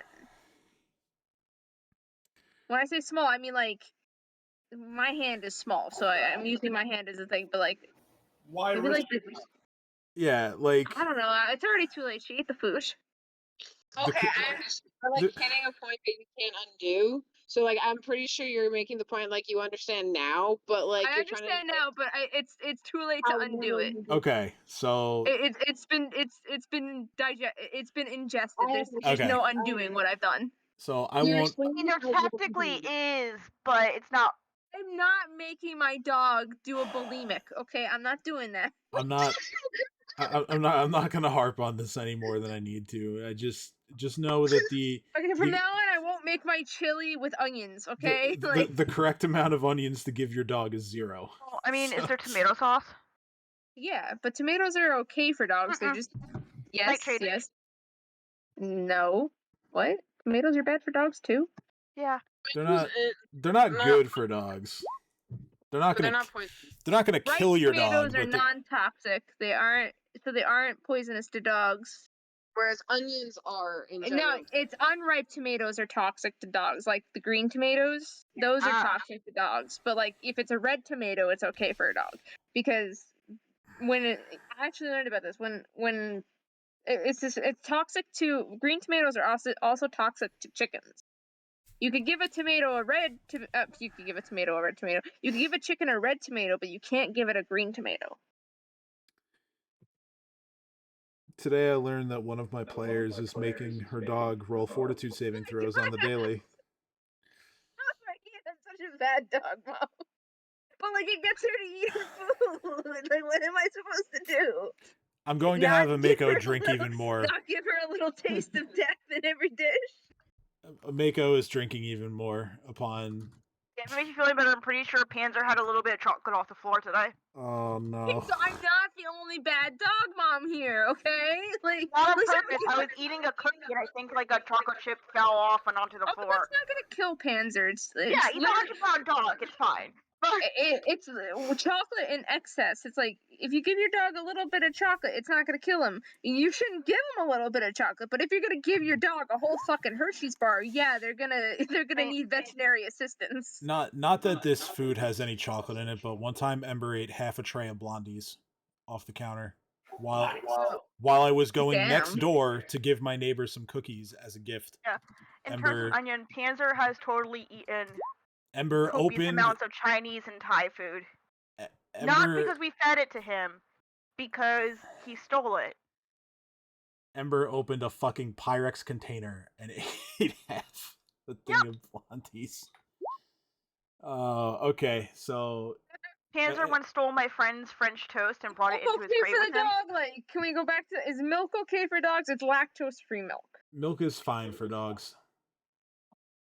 Damn, she ate all that food. So to once again slow and or stop the descent into madness here. Hey, it's Panzer's birthday, okay? We can Happy talk about birthday, dogs for a little bit. Panzer. I won't give my dog chili anymore. I gotta figure out something else she can have. Maybe no, that has onions in it too. Never mind. Look at it this way: if you can make food taste really good, there's a good chance that it's bad for dogs. If you can make food taste really good, it's also a good chance it's bad for us. But That yes, true. Not As always Uncle true, Roger but says, MSG is the best thing ever. yo, Uncle Roger is the fucking man. I love Uncle Roger. He's yeah. And screw Jamie Oliver. Screw Jamie Oliver, precisely. Screw Jamie Oliver and his like fucking white fried rice. Oh, Yeah. white ass fried rice. Anyway, so Mako is getting drunk with Dream because she has been driven to alcoholism again upon seeing horrors beyond her comprehension. I wonder if there's an AA in D&D. There's Welcome not. to my life. There is if you want there to be, but I should make one just for Mako. not in this town. Oh, I'm kind of convinced that there are no therapists in D&D. The closest thing to a therapist in this town is probably the woman that runs the. Well, in our next game. In But our also- next game. There's also a monk Call- that runs like a library, and she's pretty chill like that. What are you asking me? In our There's a next game, library? can I be a bard of the College of Psychiatry? I don't think bard colleges are a thing in this game, but we can flavor it like that. If you want to adapt it, like yeah, we can flavor it like that. Yeah.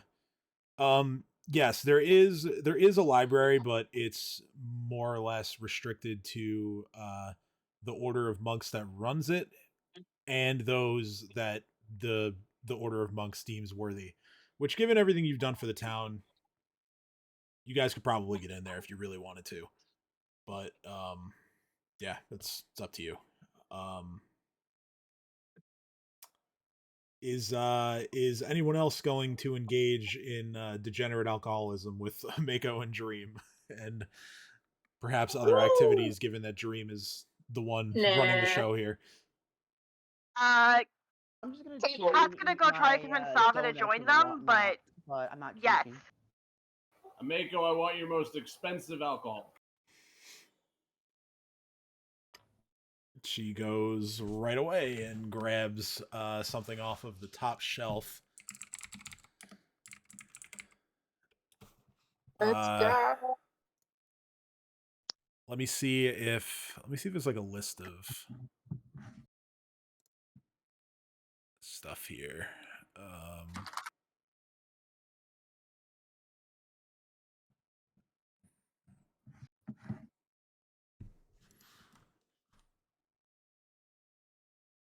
Okay, so I got a good one. So she grabs it's a long, pretty thin, clear bottle filled to the top with a green liquid, and the label is written in a language you don't understand. Love it. She says, "How do you want it? You want me to mix it up? Shot on the rocks? What are we thinking?" Wait, give me 1 second.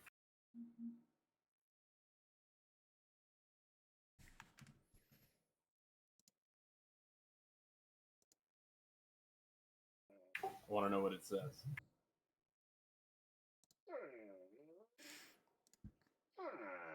Oh, okay. So the label is written in Elven, and more or less it's absinthe. Yes. I had my suspicions. Let's have it served right. Sugar cubes. Strainer spoons. Mako gives you a little nod, and she just goes, "I like your style." She takes out, she decides to... I'll be right back. I gotta take the dog potty. For whatever reason, she decides to take out glasses that vaguely resemble, almost like a cross between like a wine glass and like a martini glass, like kind of that in between. Yeah. And then yeah, she goes, pours the drink, floats a couple of sugar cubes on top. They slowly melt away into the drink, and then she also does like a sugar rim on the outside. That's how you do it. Yeah, and she just says, "I've tried this stuff once before. Trust me, you're gonna want the extra sugar." Yeah, you do. Tastes like licorice Listerine. So Kate's gonna ask, hearing that, if Dream has any sharp sugar. Oh my god! Imagine you doing sharp sugar on the rim instead of regular sugar. That's exactly what Kate's doing. Yeah, Dream is like, wait, let me stop you. I got just the thing for this. Sharp sugar rim. I'll do it for me and Kate. Kate's excited. Ameko's just like, wait a second, you're not gonna let me join the fun? All right, yeah, why not? All right, so 3 sharp sugar rimmed glasses full of absinthe. You're getting fucked up? Yeah. So Kate is looking at everyone. Cheers for us all making it home.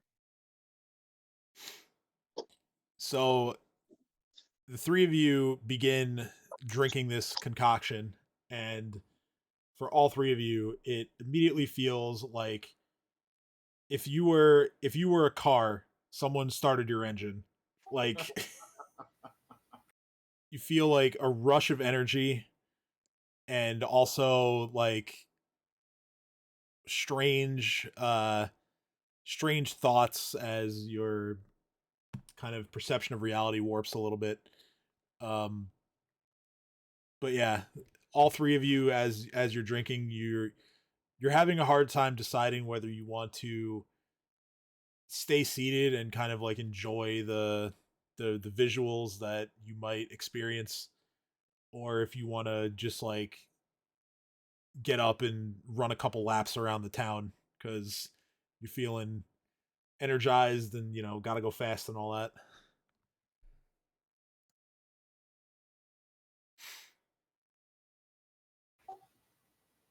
But it's quite a rush.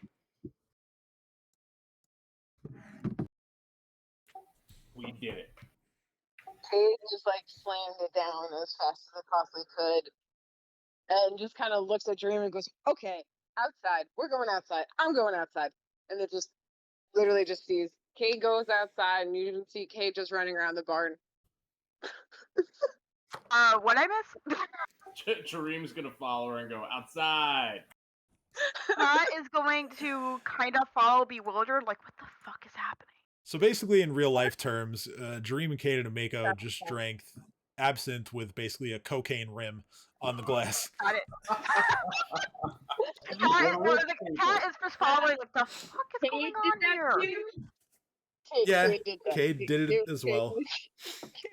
Elizabeth is following behind, shaking her head. Meanwhile, Kate's just sprinting around the barn, going to pet all the animals, being like, "You guys are so awesome and fuzzy. Let's go!" Yeah, Cade goes to Dave's stables next door and immediately starts like feeding the horses and giving them whatever. These are your heroes. Sugar to the horses, to clarify. Imagine like Cade is like, I'm gonna give them sugar cubes, and like accidentally gives them sharp sugar. Sharp sugar cubes? Oh my god, just drug out all the horses at Sandpoint. Hello everyone, I'm home. Yeah. about to have the Kentucky Derby in Sandpoint as they all just break out of the stables and run roughshod over the town. Tareem's gonna chain his zombie dogs in front of the bar. Well, that's good because Ameko would have asked you to keep them outside, and I can only imagine what the reaction is going to be when someone happens to walk by and see them. I can't wait. I'm so excited. So yeah, you guys are having a nice little stroll around the town. Mako doesn't doesn't join you on the walk, of course, because she has to look after her business. Dream's But just gonna start shouting Jabrel's name. she also didn't like chug the drink, so she's kind of just sitting there looking a little starry-eyed from the effects of the drugs, and she's looking at everyone else like, any of you guys need anything at all?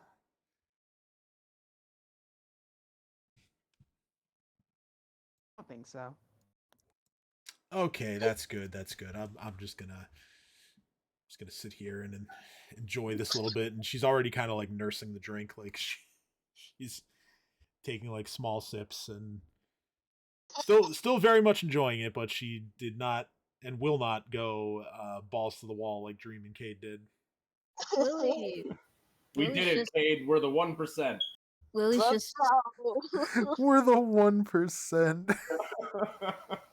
and I'm that percentage that's just sitting there drinking water, watching all this chaos unfold.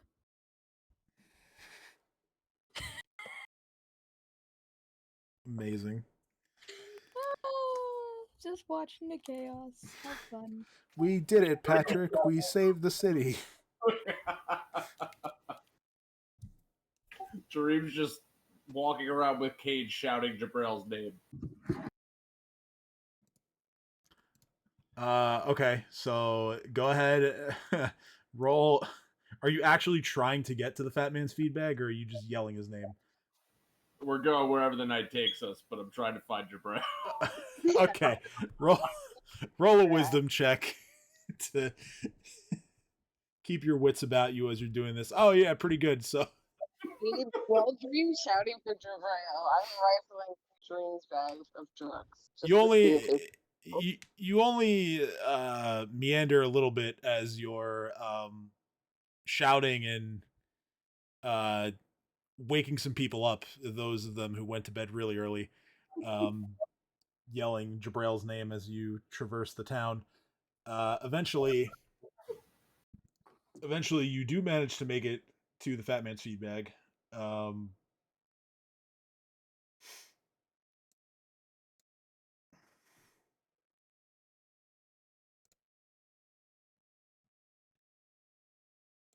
Interesting. I only have to remove Cat's token. Everyone else is already here.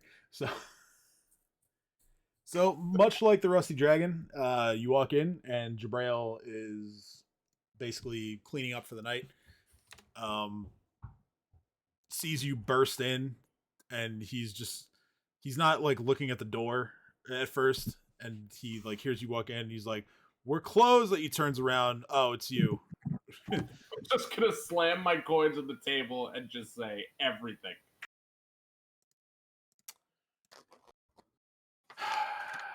Right.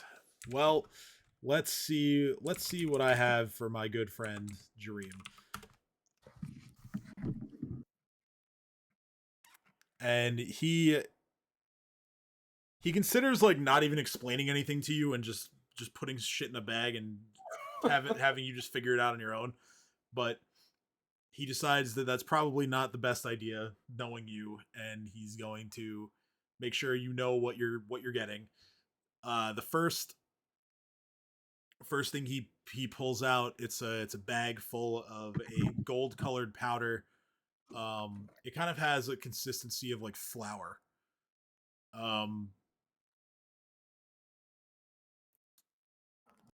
He says, "Yeah, this drug has some kind of fancy name. I don't use that.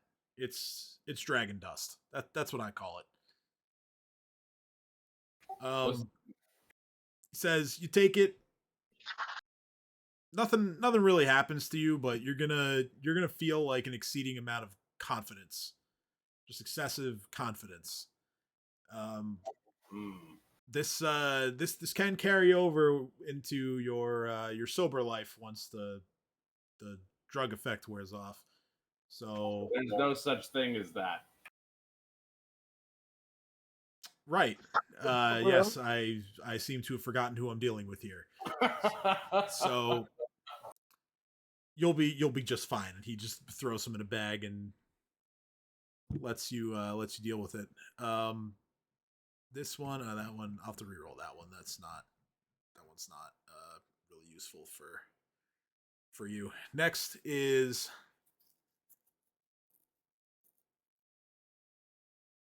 this one's kind of OP, but I'm gonna roll with it anyway. So this one is another powdery substance. This one has like a kind of like a pale orange color. Yeah, this pumpkin spice cocaine. He's just like, yeah, I wish it had some kind of cool name like that, just something like, Devil Coke or some shit like that, but no, it's not that cool. This is it's called Luhix, and just the guy's name. Yeah, right. So he says, yeah, all you got to do is just apply this to a wound, any open wound. It doesn't matter how you seal it up afterwards. You just put it on there, use some bandages, use some magic. Fuck do I care? Doesn't matter. You're gonna feel a lot of pain once it first takes effect, but afterwards, you're gonna be feeling really good about yourself. This doesn't last for a long time though, so just keep that in mind. It's only maybe about a 10-minute thing, but this one's strong. Trust me. I've been putting this on my guys when they come back from jobs that don't go so well. Well, at least the ones that I don't want to put out of their misery myself. But yeah, the ones who know, they'll tell you this shit works. You're a good man, Jabril. Here's the actual effect of the drug.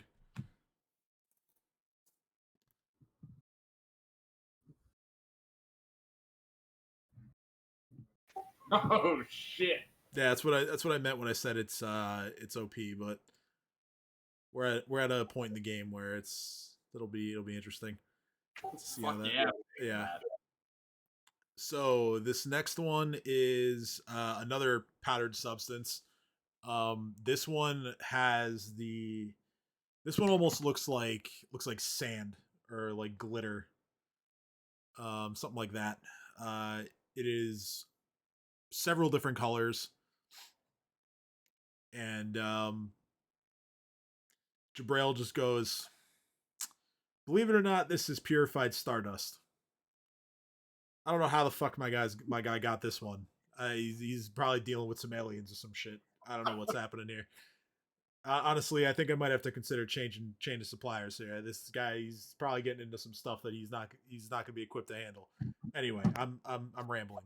So, what you want to do with this one, you mix it in with some water or any other beverage that you like, alcohol, what have you.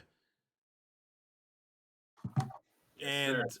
This stuff, well, it has two effects. First of all, you'll be able to see through illusions, and that includes people that are trying to make themselves look different. However, you might not be sure that what you're seeing is the truth. You're really gonna hallucinate on this one. You may not be able to tell the truth from fiction, but hey, I mean, you'll be able to see through things that aren't real. That's true. I'll take it. Oh, perfect. I knew you would.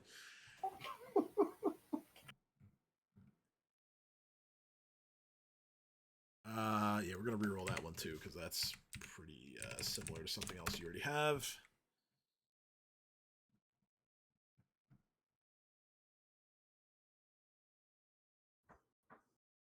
Oh my god. Alright, so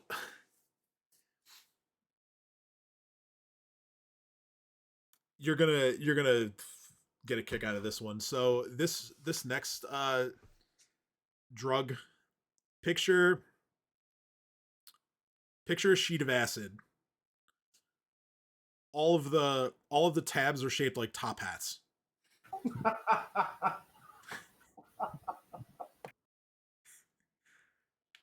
I love it already. So he holds it up in front of you, and he just says, he's just like, get a load of this shit.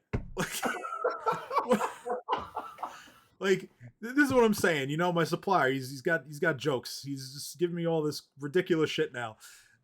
That's amazing.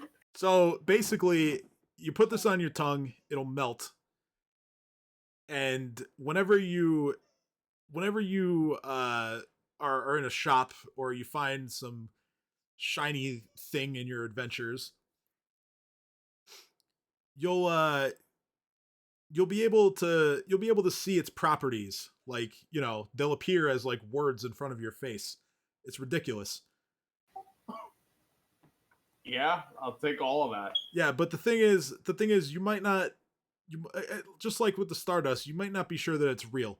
Some of it might just be made up in your head. That still sounds incredible. Yeah. See, I knew you'd be into this one. Kate just pipes up from the corner and goes, "Do you have any baby drugs?" Listen, he's just like, listen, I'm gonna tell you this right now. You came on the wrong day.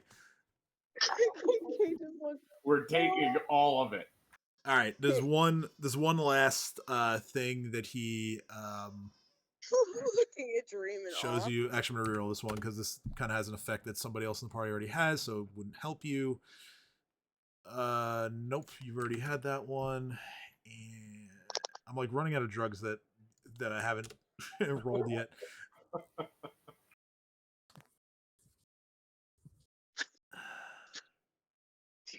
Dream's gonna corner the fucking market. Yeah, I'm just at this point. I'm just gonna find one that sounds interesting.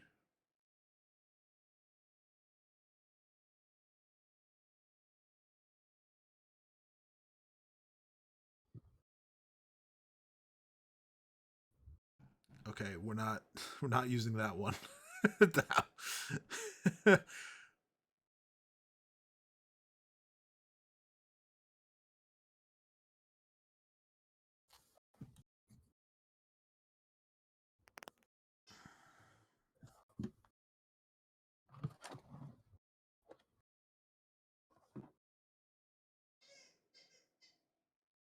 I'll be right back. Okay.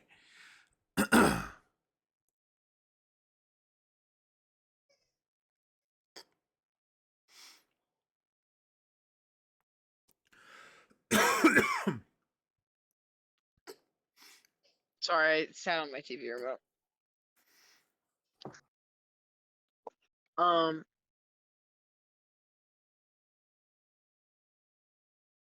I look at Dreaming and go, "We're not doing all of these right now. We're just buying them, right?"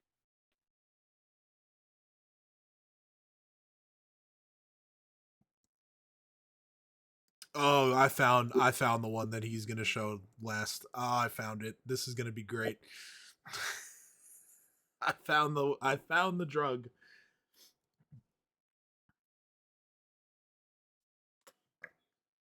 But I'll wait for him to get back. I mean, I'm like dying anyway right now. Just like feel like I drank some water and it went down wrong. Oh, I hate when that happens.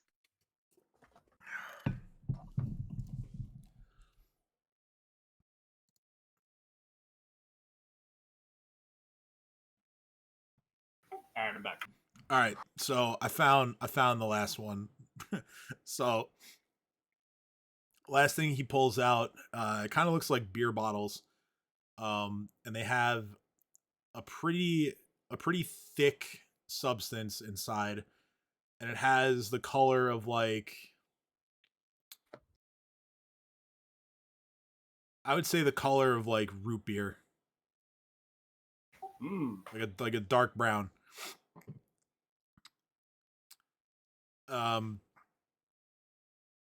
Jabrail's just like, all right, man, I got a couple questions for you. Do you like confusing people? Oh, hell yeah.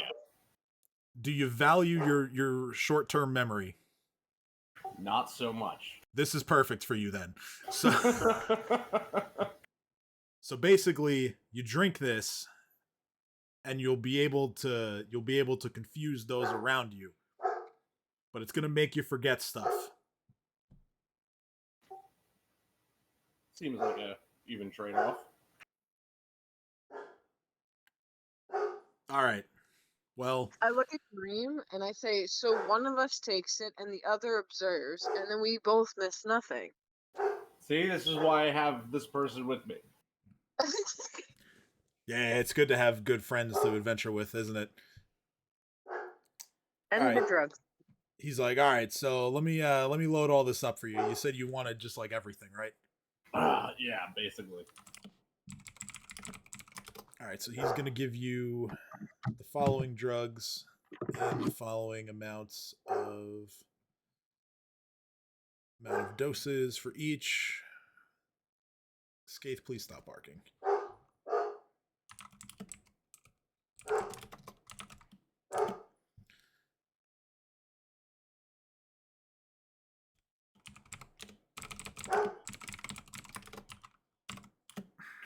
Dream's just gonna hand some Skirva over to Cade.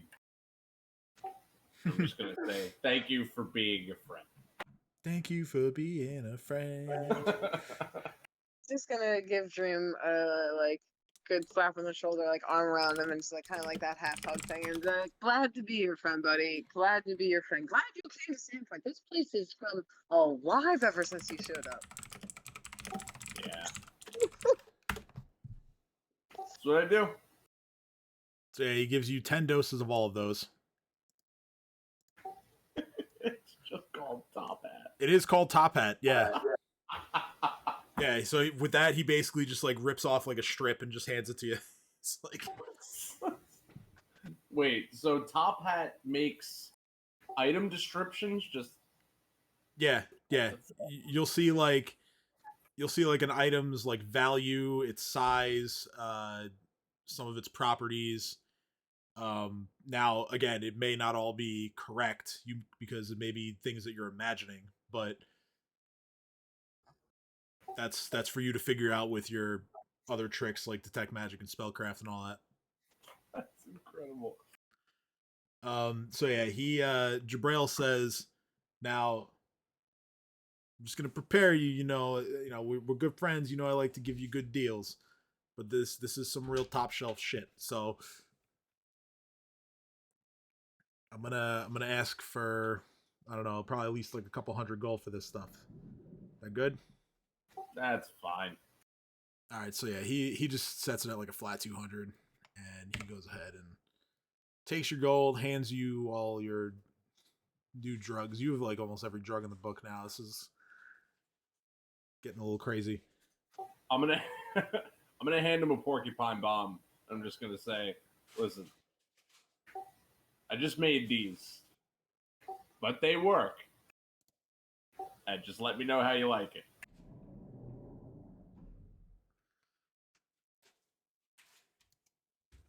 He just says, all right, yeah, standard procedure. If anything goes sideways, I didn't get that from you, you didn't get this stuff from me, we're cool. Oh, you can tell them that you got that from me.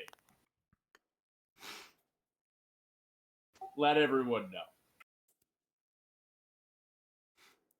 Part of me wants to just have him be like, oh, wise guy, eh? No. This guy's over here like, what do you want from me? Yeah, he's just like, all right, well. One dog goes this way, the other goes that way.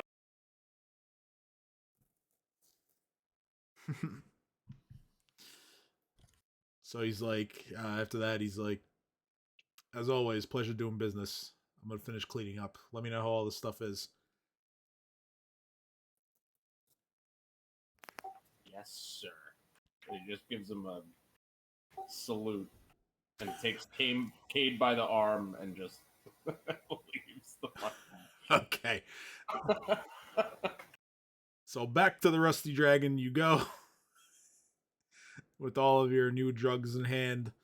And you walk in, and Mako is like almost done with her drink. Like I said, she's been nursing it. And she's like, oh yes, if it isn't Jabrail's greatest customer. I heard you yelling his name as you were walking out the door. You're welcome for the idea of the drink. Oh yeah, this is great. I'm definitely gonna be maybe not with the drug rim, but you know, I'll be having some more of these. Just let me know if you want that extra special additive. Oh, believe me, I know where to find you. Usually, it's right here in my bar. Dream's just gonna smile at her and pass out on the floor. Nice.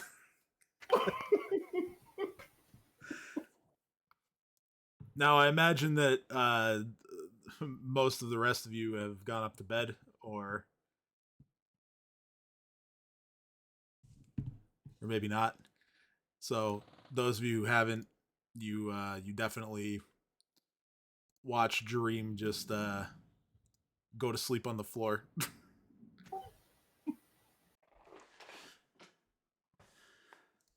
Yeah, that's about right. Dino just thinks nothing of it. He's smart. He's a smart man. So wait, we're on the floor, like, I'm assuming, like, kind of, like, leaned against the chairs by the fireplace. That's, like, we didn't make it into the chairs, but we're not completely sprawled either. We just got, like, our head and, like, an arm on the chair and just asleep by the fire.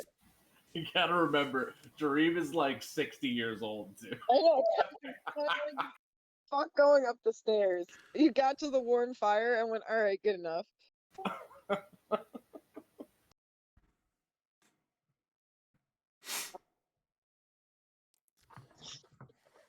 That's my head.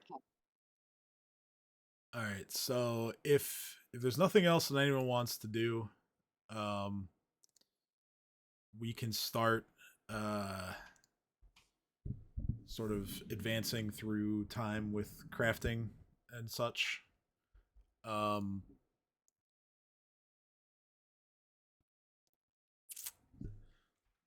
So what's sort of the order of operations here with crafting? Like what's on the priority to get made first? I would like to do the upgrading of my headband because I feel like since it's already been made and it's just being an upgrade, it should be the relatively quickest thing to get out of the way. Oh, so the way it works, it actually has nothing to do with like what's already made or not made. It's literally just based on how much gold it's going to cost to make. Oh. Doing Well, that's part of the logic I was using, I guess, because it's already been made. I'm not making a level +4. I'm just effectively upgrading it another right. +2. So yeah, that's going to take less time than it would if you were just making a +4 from scratch. But it is still making that upgrade is going to take longer. It's going to take like the better part of a week to make that one. Okay, so then, is there anyone in town besides Dream that can help with upgrading or crafting items? Because I would like to help disperse the load if possible.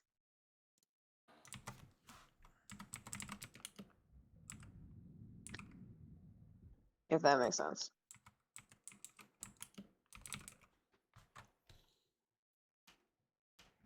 So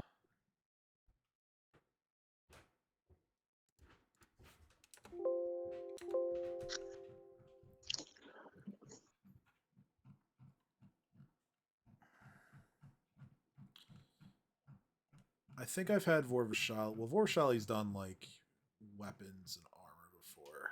I don't remember if he's like actually made wondrous items for you.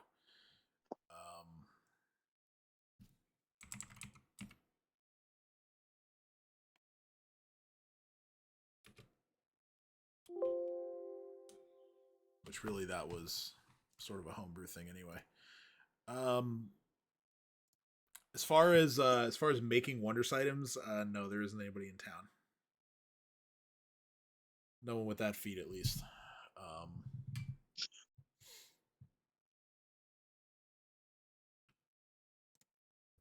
So unfortunately, Dream's your guy.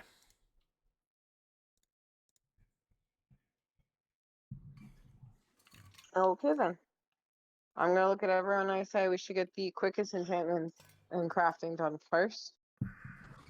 Or if they're very small, and then take the biggest or most improving project for whoever next. That's Cade's position though, and is looking towards everyone else to see what they have to say. Okay. Along the lines of that suggestion, the fastest single item to craft is going to be the should be the cloak for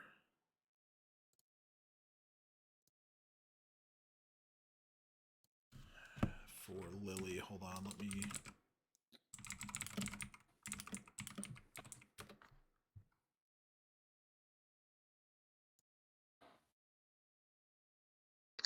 My thought with that is that means at least 2 projects get done. So the quickest one gets done, which will give someone some benefit boost.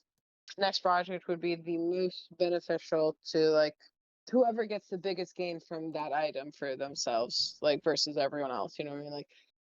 Dino gets another 3 AC, but I get 1 charisma for my headband, and I would want to get Dino as AC. But Oh yeah, that's completely fair. So hang on a second, because I have a discrepancy in my list here. So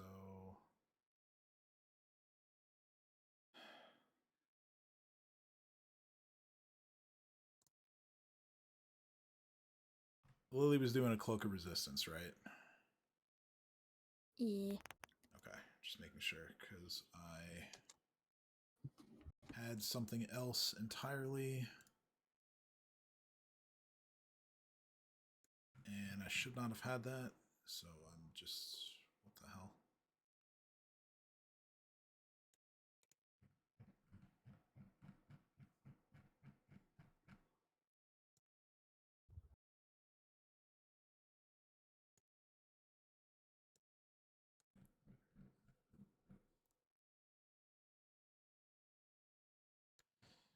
You know what, fuck it, I'll fix this later. So we have a cloak of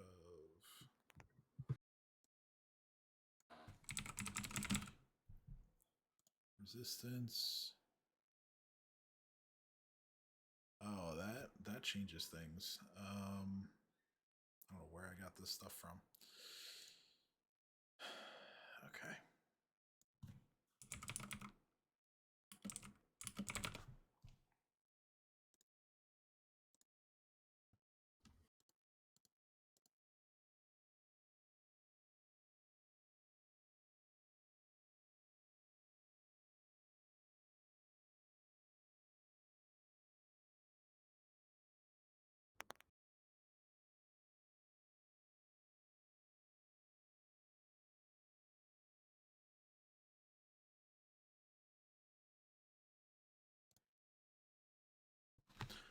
Okay, so the fastest item to make would be Cat's headband, but she's expressed an interest in having hers done last. So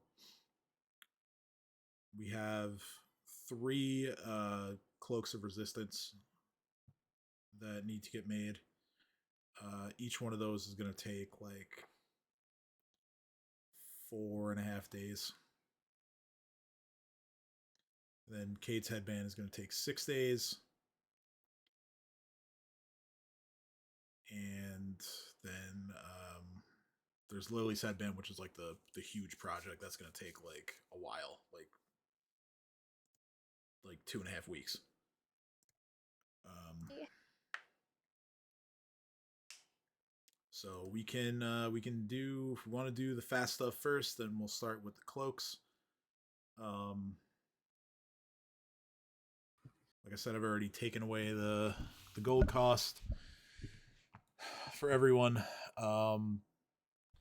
So I will say that we will advance to the time that the first one is going to be done.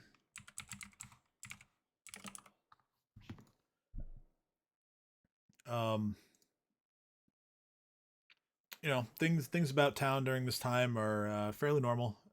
You notice that the temperature continues to get colder. It's getting windier as the winter approaches. If I could have Dream make a spellcraft check for the first cloak. Guidance.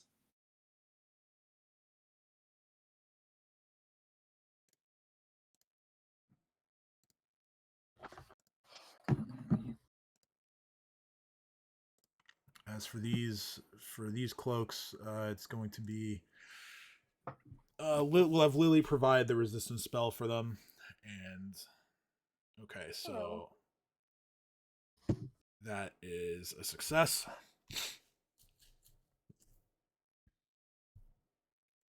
So that's one cloak done. Start working on the second one. We'll skip ahead there too. Take another check.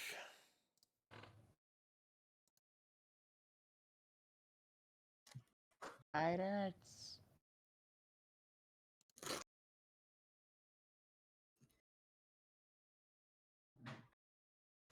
Okay, even better. That's a success. And finally, the third one.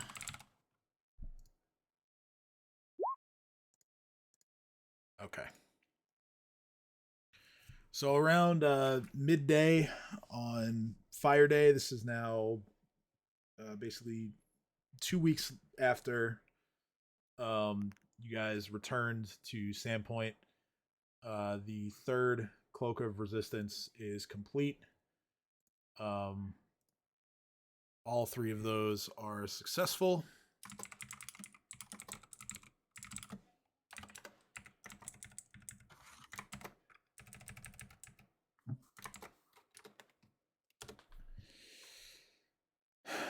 As you are finishing up,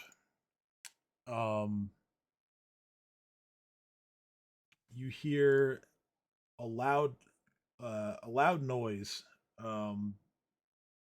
Sounds like it's coming from across town, actually. Coming from the direction of the garrison.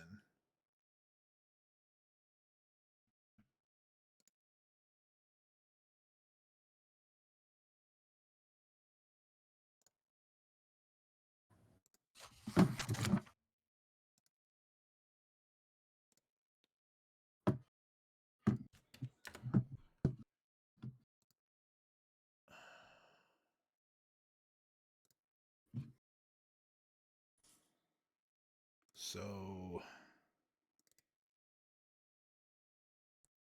yeah, after the loud sort of like booming noise goes away, from the tavern you can hear a lot of screaming and yelling coming from that direction as well.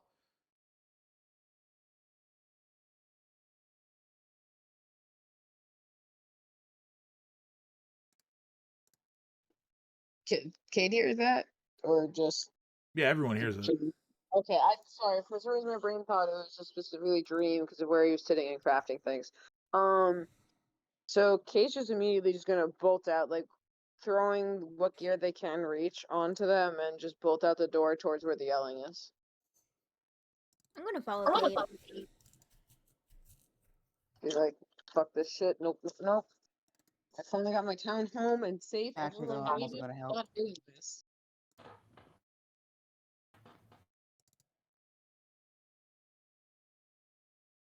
Okay. So running out of the Rusty Dragon, you guys make your way up to where the commotion is, and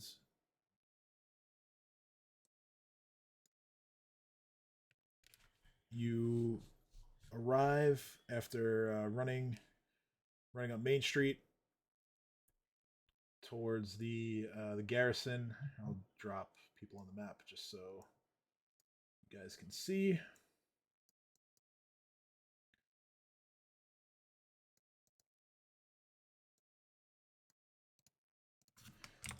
By this point, additionally,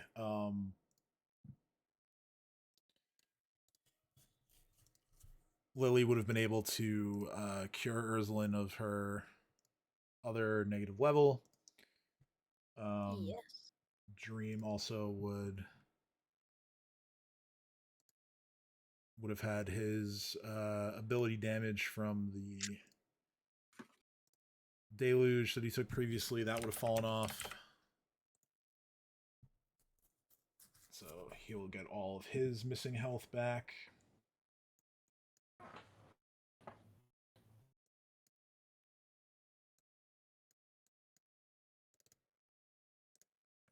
Why is that?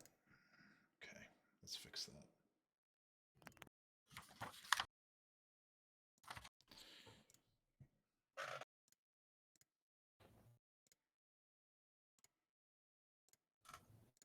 There we go. All right. So, what you guys see is as you are running, you run past the front door of the garrison, and then to your left, right about here, there is a pretty sizable sinkhole.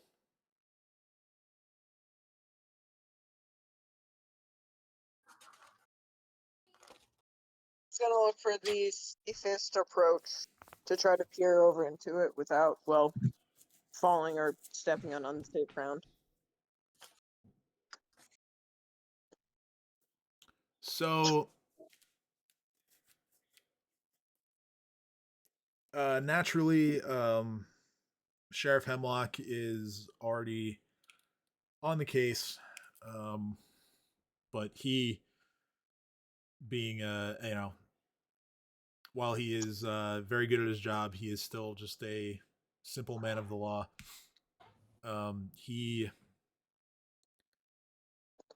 does not know what to make of this, and Kate, as you look down into the sinkhole, which Sheriff Hemlock is already in the process of attempting to sort of like rope off the area by the time you all arrive.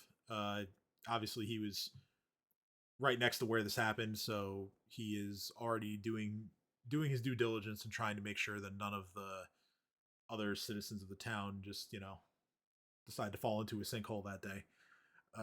So he, like I said, he's starting to rip off the area. But go ahead and make a perception check as you look down into the sinkhole. Guidance. Alright, let's see if it works. Come on, load.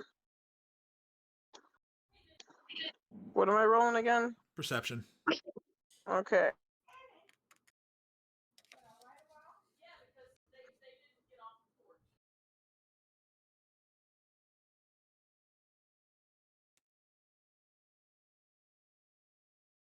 Can't roll it. My sheet.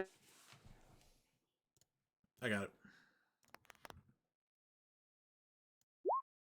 Natural one. So,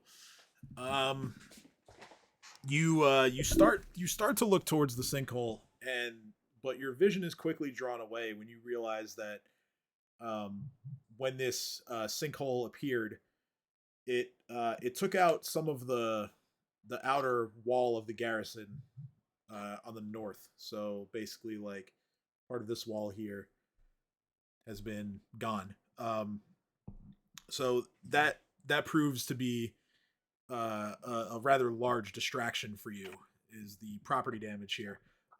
You end up instead looking inside of the garrison, where you find that thankfully none of the cells that were near that wall appear to have been occupied. You also notice that there are a few guards who it would seem were posted nearby inside the garrison.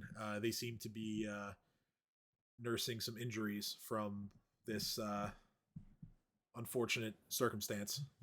So Kate's gonna run to help and aid them, and as she's aiding them, she's gonna ask them if anyone like if they think this was an escape, or well, did anyone escape, or if this was just an act of the gods. Sheriff Hemlock turns to you and says, "Huh. Well, I suppose the earthquake last night was small, so I guess not everyone would have felt it. Those of you who did not take drugs last night, or actually no, the drugs was way before that. I'm sorry. So yeah, if anyone had taken any drugs the night before, you wouldn't have known this earthquake happened. Even if you hadn't, it's small enough. It was small enough that like you might have missed it. But Sheriff Hemlock basically just says that whatever tremor occurred the night before seems to have caused this as like an after effect. Something must have the fault line may have moved in such a way that something like this, like some sort of disaster causing the ground to cave in underneath the street, has caused this sinkhole. Oh fuck! I'm gonna look down the sinkhole if I see anything. All right, yeah, go ahead, roll perception. Guidance. Fuck. Oh, I thought you rolled a 1 when I heard your reaction. 2. So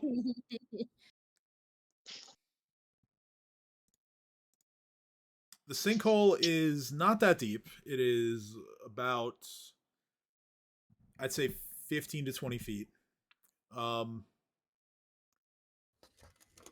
Dino, you don't see too much down there, but you're able to make out at the deepest point of the sinkhole, to the northwest.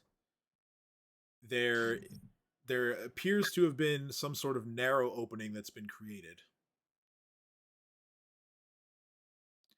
You also notice that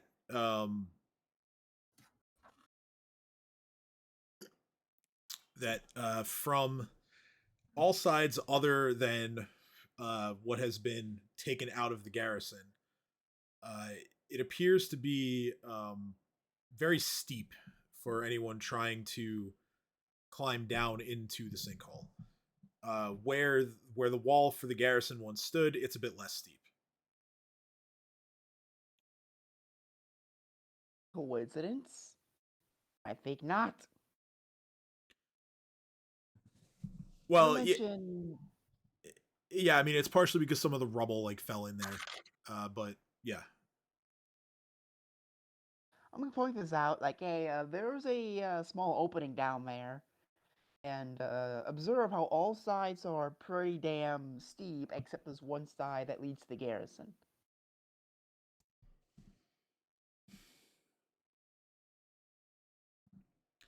Yes, it's an interesting turn of fate, to be sure.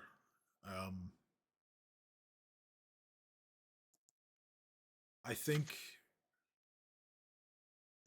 we should meet with the mayor and perhaps also Father Xanthus regarding this.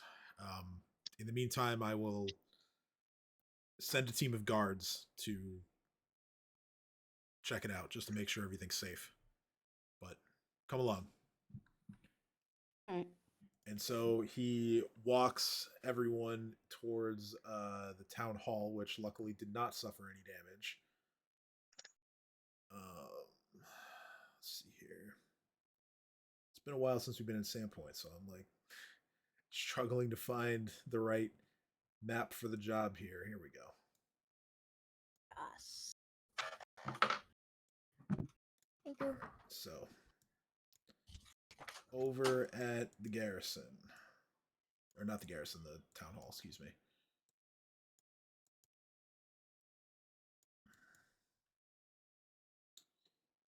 I'm missing Cat. I'm here. What? No, I was just making sure you were on the map. So Sheriff Hemlock comes over to the town hall. gets you all inside post haste, and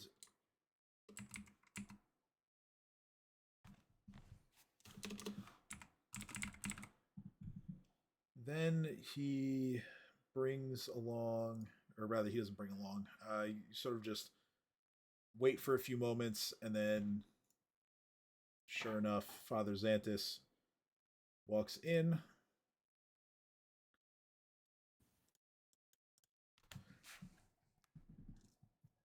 And the mayor and Father Xanthus are both understandably bearing pretty concerned expressions. Um, they start off. Sheriff Hemlock begins, and he says, "Well, of course, this is an emergency, and I am to say the least, I'm a little disappointed that we've had to meet again like this after such a long time of not seeing one another, and of course, from more after more heroic deeds. And I think I speak for the mayor and Father Xanthus here when I say thank you. We have the utmost gratitude for everything you've done and continue to do for Sandpoint. If you don't mind, what happened over with the Stone Giants?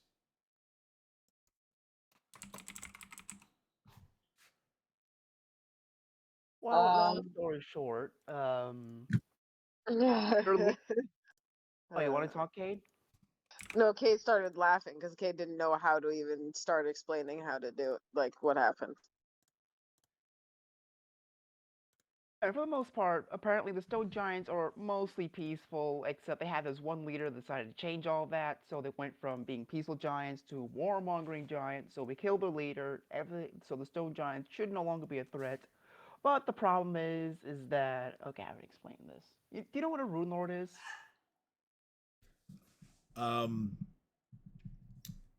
Father Xanthus, and really the three of them, kind of, they sort of shake their heads. Father Xanthus eventually, sort of says, "Well, I've heard of the concept. I've had many interesting conversations with Brodert about all kinds of ancient history, and I believe he's mentioned them once or twice." So the basic rundown is they're very, very powerful wizards. They are alive, they are real, and they are definitely our back. You see, the response to this is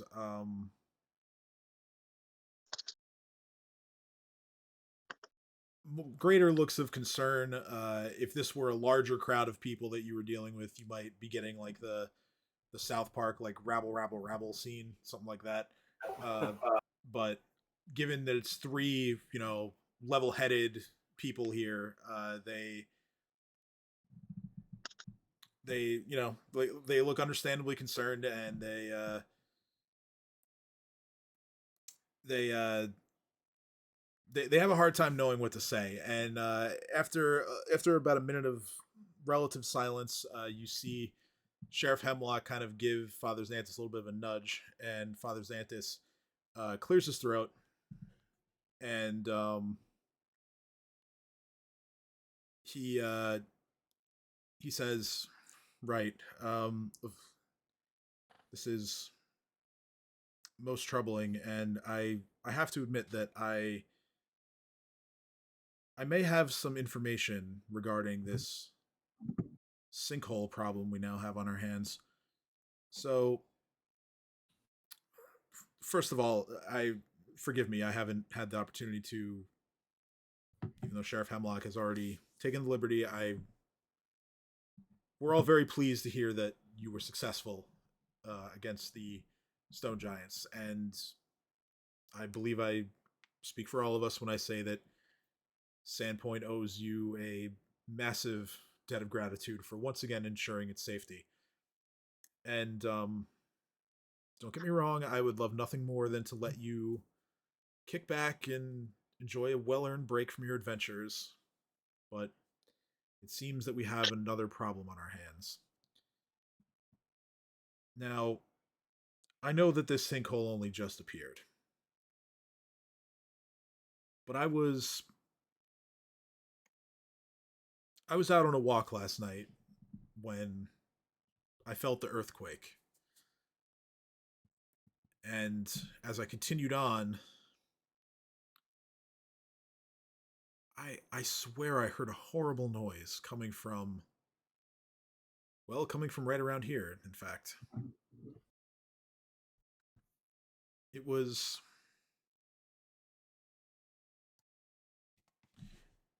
It sounded like the howling of a dog, but it didn't sound like any dog I've ever heard before. And then I heard a blood-curdling scream. I don't know what that was, but it sounded like it was coming from underground. And Sheriff, I know that you've just gone ahead and sectioned off the area to ensure that no one meets an untimely end, but I can't shake the feeling that there's something down there.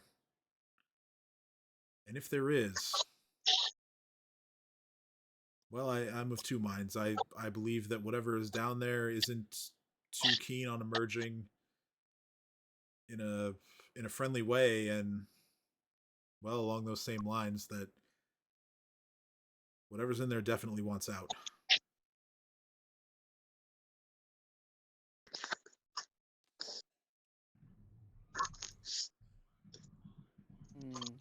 Do you think we should look it out?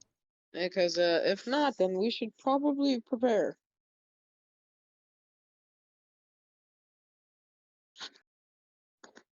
Well, think about it. See, there's supposed to be something that one of the Runelords was looking for. Think about a foundation stone. Any idea where that would be? If it would be in Sandpoint? Because it's definitely here. So.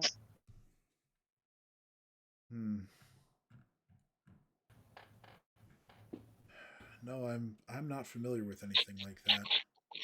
But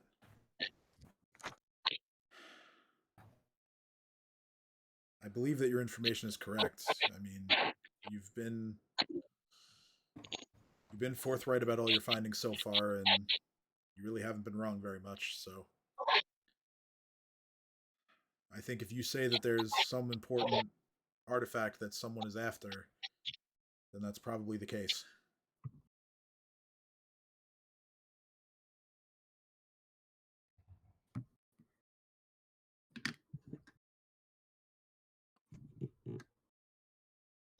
He just pretty much tightens up the gear and just looks around at everyone else and just says, "I'm ready when you are."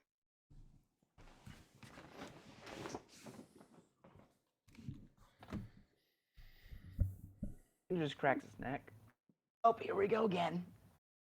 All right, let's go.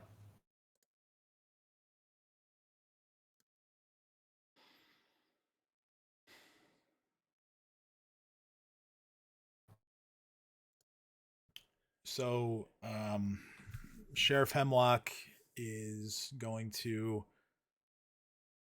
look at everyone and say, "Well,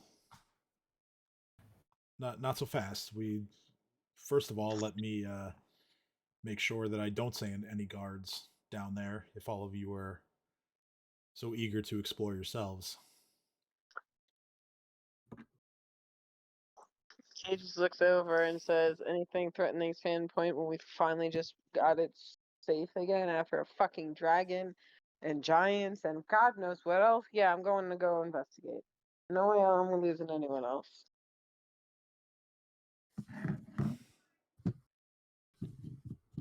Well, we'd also like to settle the matter of paying you all for heading down there. Mayor, And the mayor reaches, or rather, she walks around to her desk and produces a bag of coins. Places it down on another table that is near all of you, and she says, "Well, if I'm being honest, I worry that this this won't be seen as enough money for all of you now at this point, but it's what we could muster on such short notice."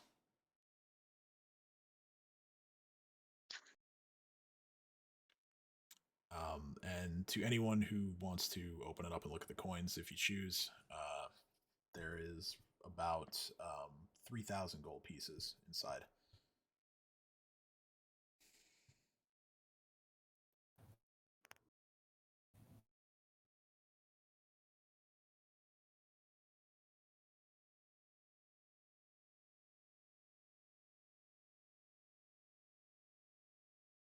Oh, thank you very much. Every little bit helps, because we're gonna need all of these supplies we can muster in order to take down whatever the hell the Runelords are after. But there's no need to worry. Just like everything else, the goblins, the ghouls, the stone giants, the dragons, whatever's responsible for this is going down. Pretty much what he said.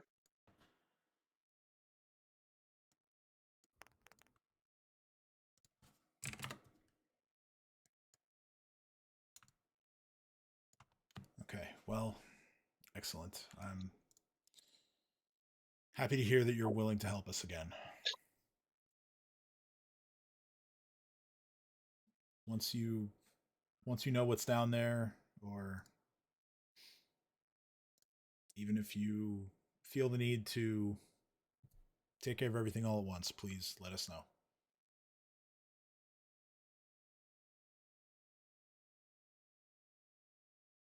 I mean, it makes sense to just do it all at once, right?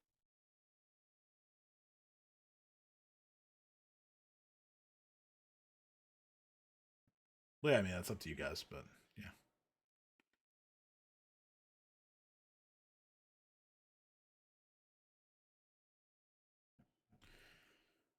Okay.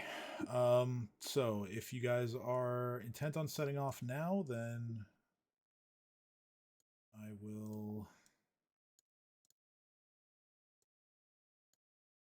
move things along a little bit. I will say that we are going to be ending relatively soon, but let's see how far I can get you without having to prep any further. So you guys are getting yourselves down um, into the sinkhole.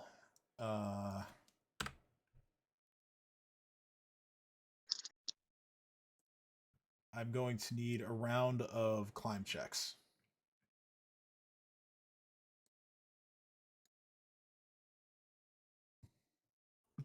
From everyone? Everyone, yes. Could you do Yeah, I the got thing? you. I got you. Sweet. Okay, 19. Can I fly up there? Oh yeah, you don't need to make a check. You can fly to descend down into the sinkhole.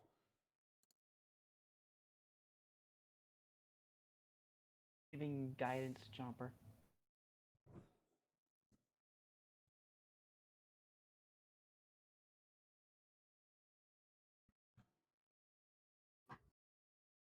All right. Climb. So I will say that Here it is.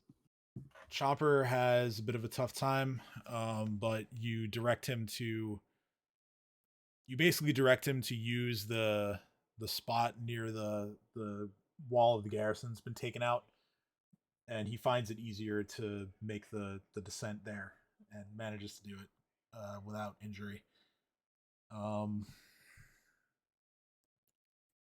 Just need the rest of you. Cat Dream Urslin. Or not Dream, sorry. You're flying. Cat and Ursula.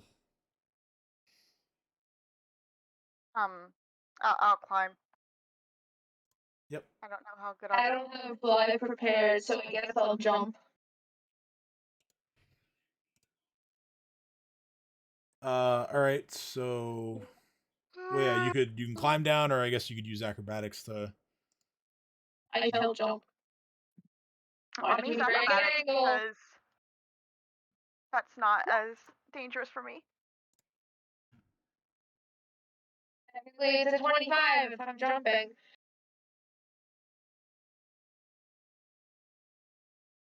Are we rolling acrobatics now? Were you being cold? Missed what the acrobatic checks are for. That's just her choice of getting down there. She's trying to leap down and basically What? soften the fall. Parkouring it. Yeah. Oh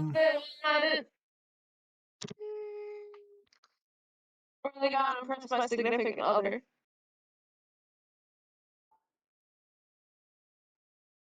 So both of you managed to parkour your way down without taking any fall damage. What about me? You're fine. Yes. Everyone makes it down to the bottom of the sinkhole without incident with these checks. Let's go. So, oddly enough, you find yourself in a place that you're somewhat familiar with. You are inside. Actually, hang on. Let me just make sure that. Nope, that's not the right map.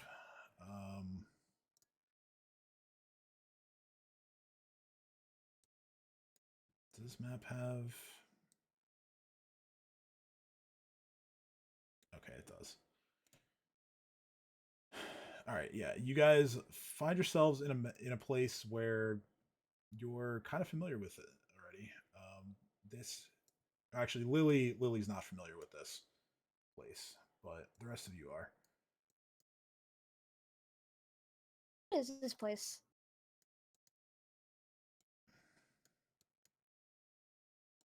This is a place that you guys were in a long time ago. You find yourself back inside the Catacombs of Wrath.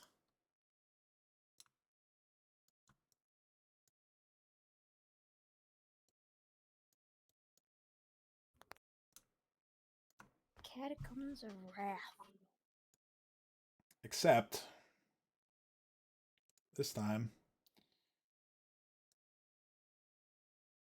basically, I can't necessarily reflect it on the dynamic lighting, but this wall right here is pretty much caved in, like going all the way, like this way into the narrow hallway that had a cave in back when you were first here.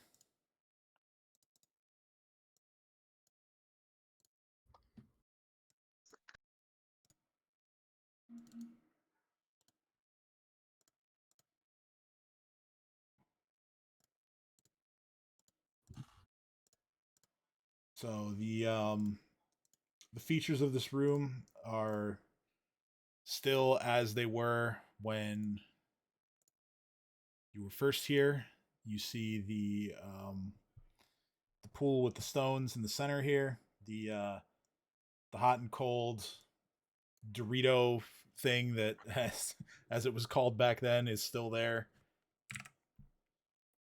There is no sign of the bodies of the creatures. I know the tokens are still here, but they are gone. The sin spawn that you encountered, those are gone. Aurelium, the quasi demon that you fought here so long ago, her body is gone. Like decayed and gone, or Just gone. completely gone. Oh dear. But there, like I said, through this door right here, the part of all the walls that were here have been damaged to the point of just crumbling to the ground, allowing you all a sort of a pathway to get into this area.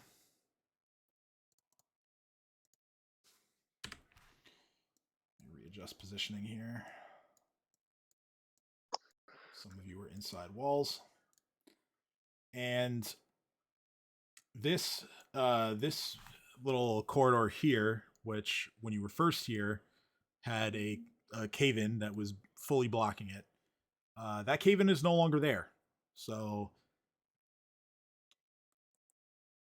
Ursula, you being in the front right now, when you turn to look around that corner, you see that there is no longer anything obstructing it, and it appears that there is a spiral staircase that leads downwards.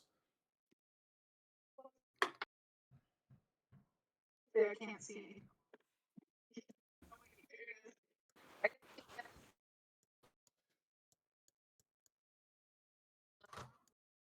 In the right corner.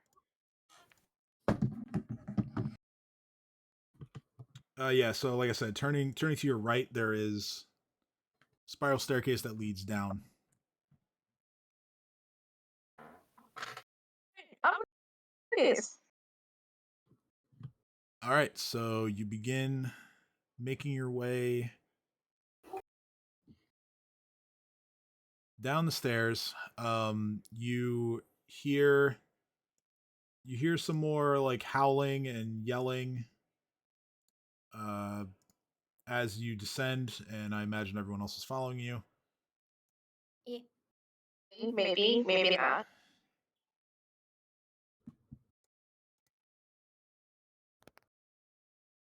You go pumpkin pie.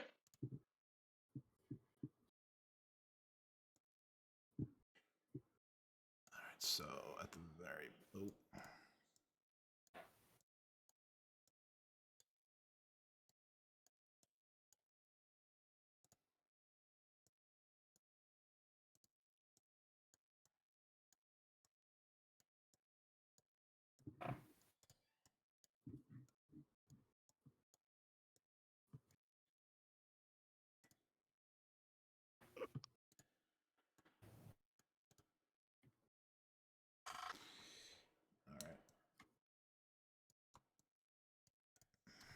So, once you reach the bottom of the stairs,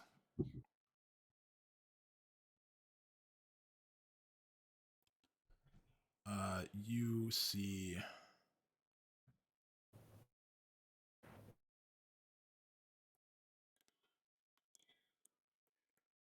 all kinds of writing on the walls.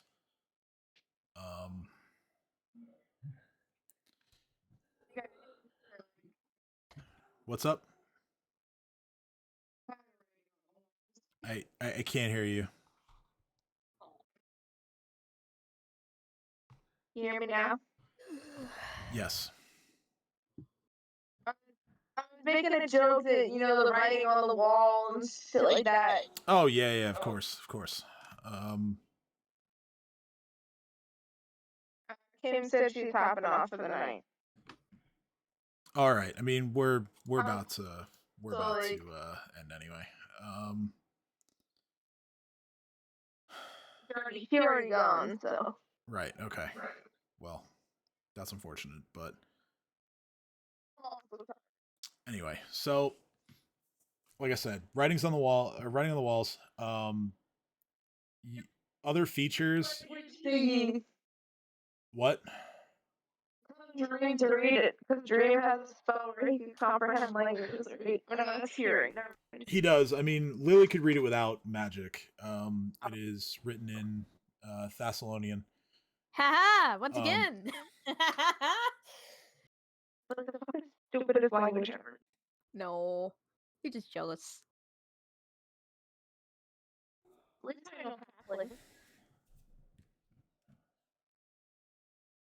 So can I just like read it? I'm just gonna read it. Okay, so to continue describing here, there are thick webs that are clogging up parts of the stairs. Nothing that makes them, impassable, but enough to cause a bit of discomfort. Um, you're able to make out here and there through the writing are through the gaps in the webs. The writing is kind of manifested as not so much like someone painting on a wall or anything like that, but more like deep scratches along the walls and the floors, like almost like someone was trying to just like gouge out what they wanted to say along the architecture here. Um,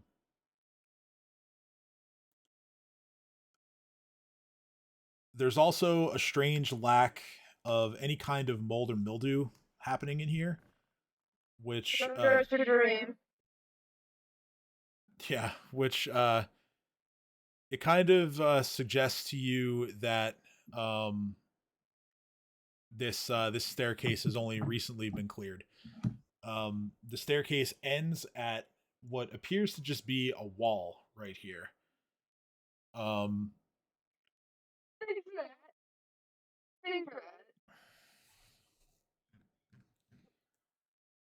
Can I cast it? I'm prepared now. detect secret doors. So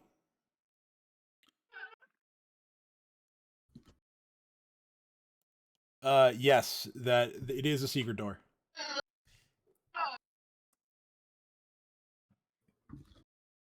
Seems to be a solid wall.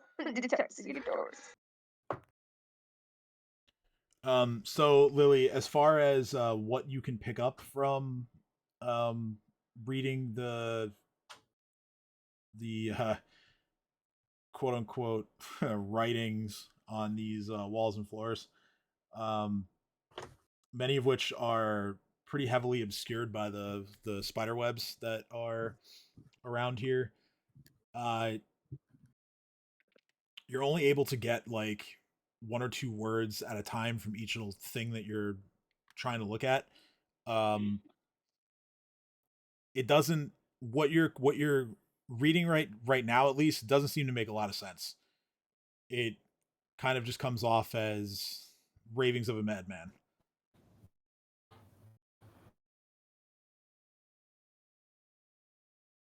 You are, however, left feeling a bit encouraged that if a place like this is covered with these kind of writings, like there has to be some more somewhere down here. So you feel like you guys are on the right track. Um, Ursuline, like I said, with her magic, reveals that there is a secret door present.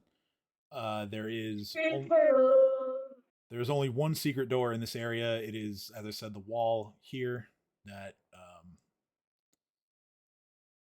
is at the very bottom of the staircase.